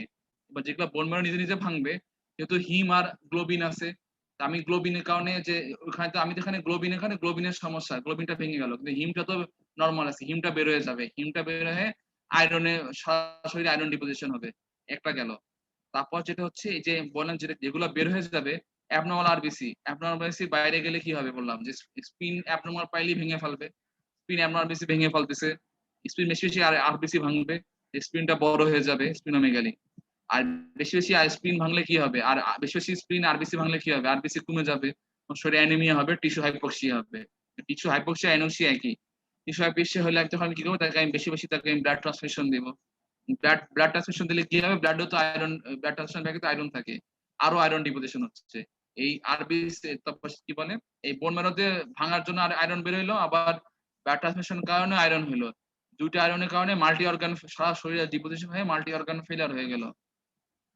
এরপরে যেটা হলো এই অ্যানিমিয়ার কারণে কি হবে, এখন অ্যানিমিয়া হয়েছে, এখন আমার শরীর চাবে, যেহেতু বোন ম্যারো তো আর পারতেছে না, বোন ম্যারো এখন চেষ্টা করবে আরো বাড়াই, বললাম যে 16 গুণ পর্যন্ত বাড়ানোর চেষ্টা করবে ও 16 গুণ পর্যন্ত বাড়ানো দিচ্ছে, তাও বোন ম্যারো কাজ হচ্ছে না, বোন ম্যারো মানে তাও কুলাতে পারতেছে না, তখন আস্তে আস্তে থিন হয়ে যাবে, ম্যারোটা আস্তে আস্তে একদম এক্সপ্যান্ড করবে এবং সে বোনটা থিন হয়ে ডিফর্মিটি ডেভেলপ করবে।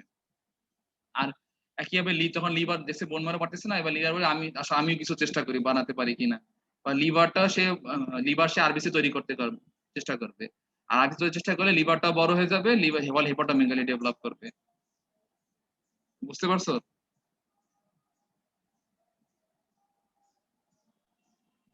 আসলে যে ইসিজি যেটা আমি বলছিলাম বলবো, এটা ইসিজি তোমাদের ইসিজি ওয়ার্কশপই হবে, তাই আমি ইসিজি ওটা যখন ওয়ার্কশপ হবে তাই আমি মানে বলছি যে ইসিজি এখন বলার দরকার নাই, এই ওয়ার্কশপই তোমাদের হয়তো সব স্যার বুঝাই দিবে।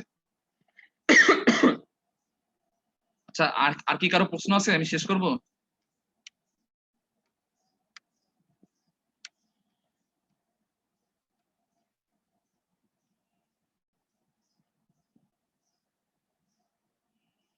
কেউ কিছু বলো, শেষ করবো নাকি করবো না, অনেকক্ষণ হয়ে গেছে।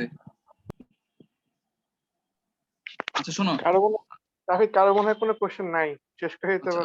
আচ্ছা শোনো, আমি নেক্সট ক্লাসে হয়তো আমি হয়তো হিমাটোলজি প্রোটুক শেষ করে তারপর আমি অন্য কোনো সিস্টেম নেবো, এরপর হয়তো আমি আয়রন ডেফিসিয়েন্সি অ্যানিমিয়া আর অ্যানিমিয়া অফ ক্রনিক ডিজিজটা হয়তো শুরু করব। আর আর তোমাদের দেখি ওই ক্লাসে কিছু হিমাটোলজি কিছু বেসিক কিছু নিয়ে বলা যায় কিনা, কারণ এই থ্যালাসেমিয়াটা অনেক ইম্পর্টেন্ট ছিল, তাই আমি এর মধ্যে আর বেসিক তোমরা কদিন আগে পড়ে আসছো, তাই আমি এটা নিয়ে আর বেশি মাথা ব্যথা ছিল না আমার, তাই আমি এই থ্যালাসেমিয়া দিয়ে স্টার্ট করছি, কারণ এটাই সব থেকে বেশি ইম্পর্টেন্ট। ঠিক আছে, তাহলে আমি শেষ করলাম। রাফিদ শেষ করে দিলাম তাহলে। ঠিক আছে, আল্লাহ। Thank you Rafid.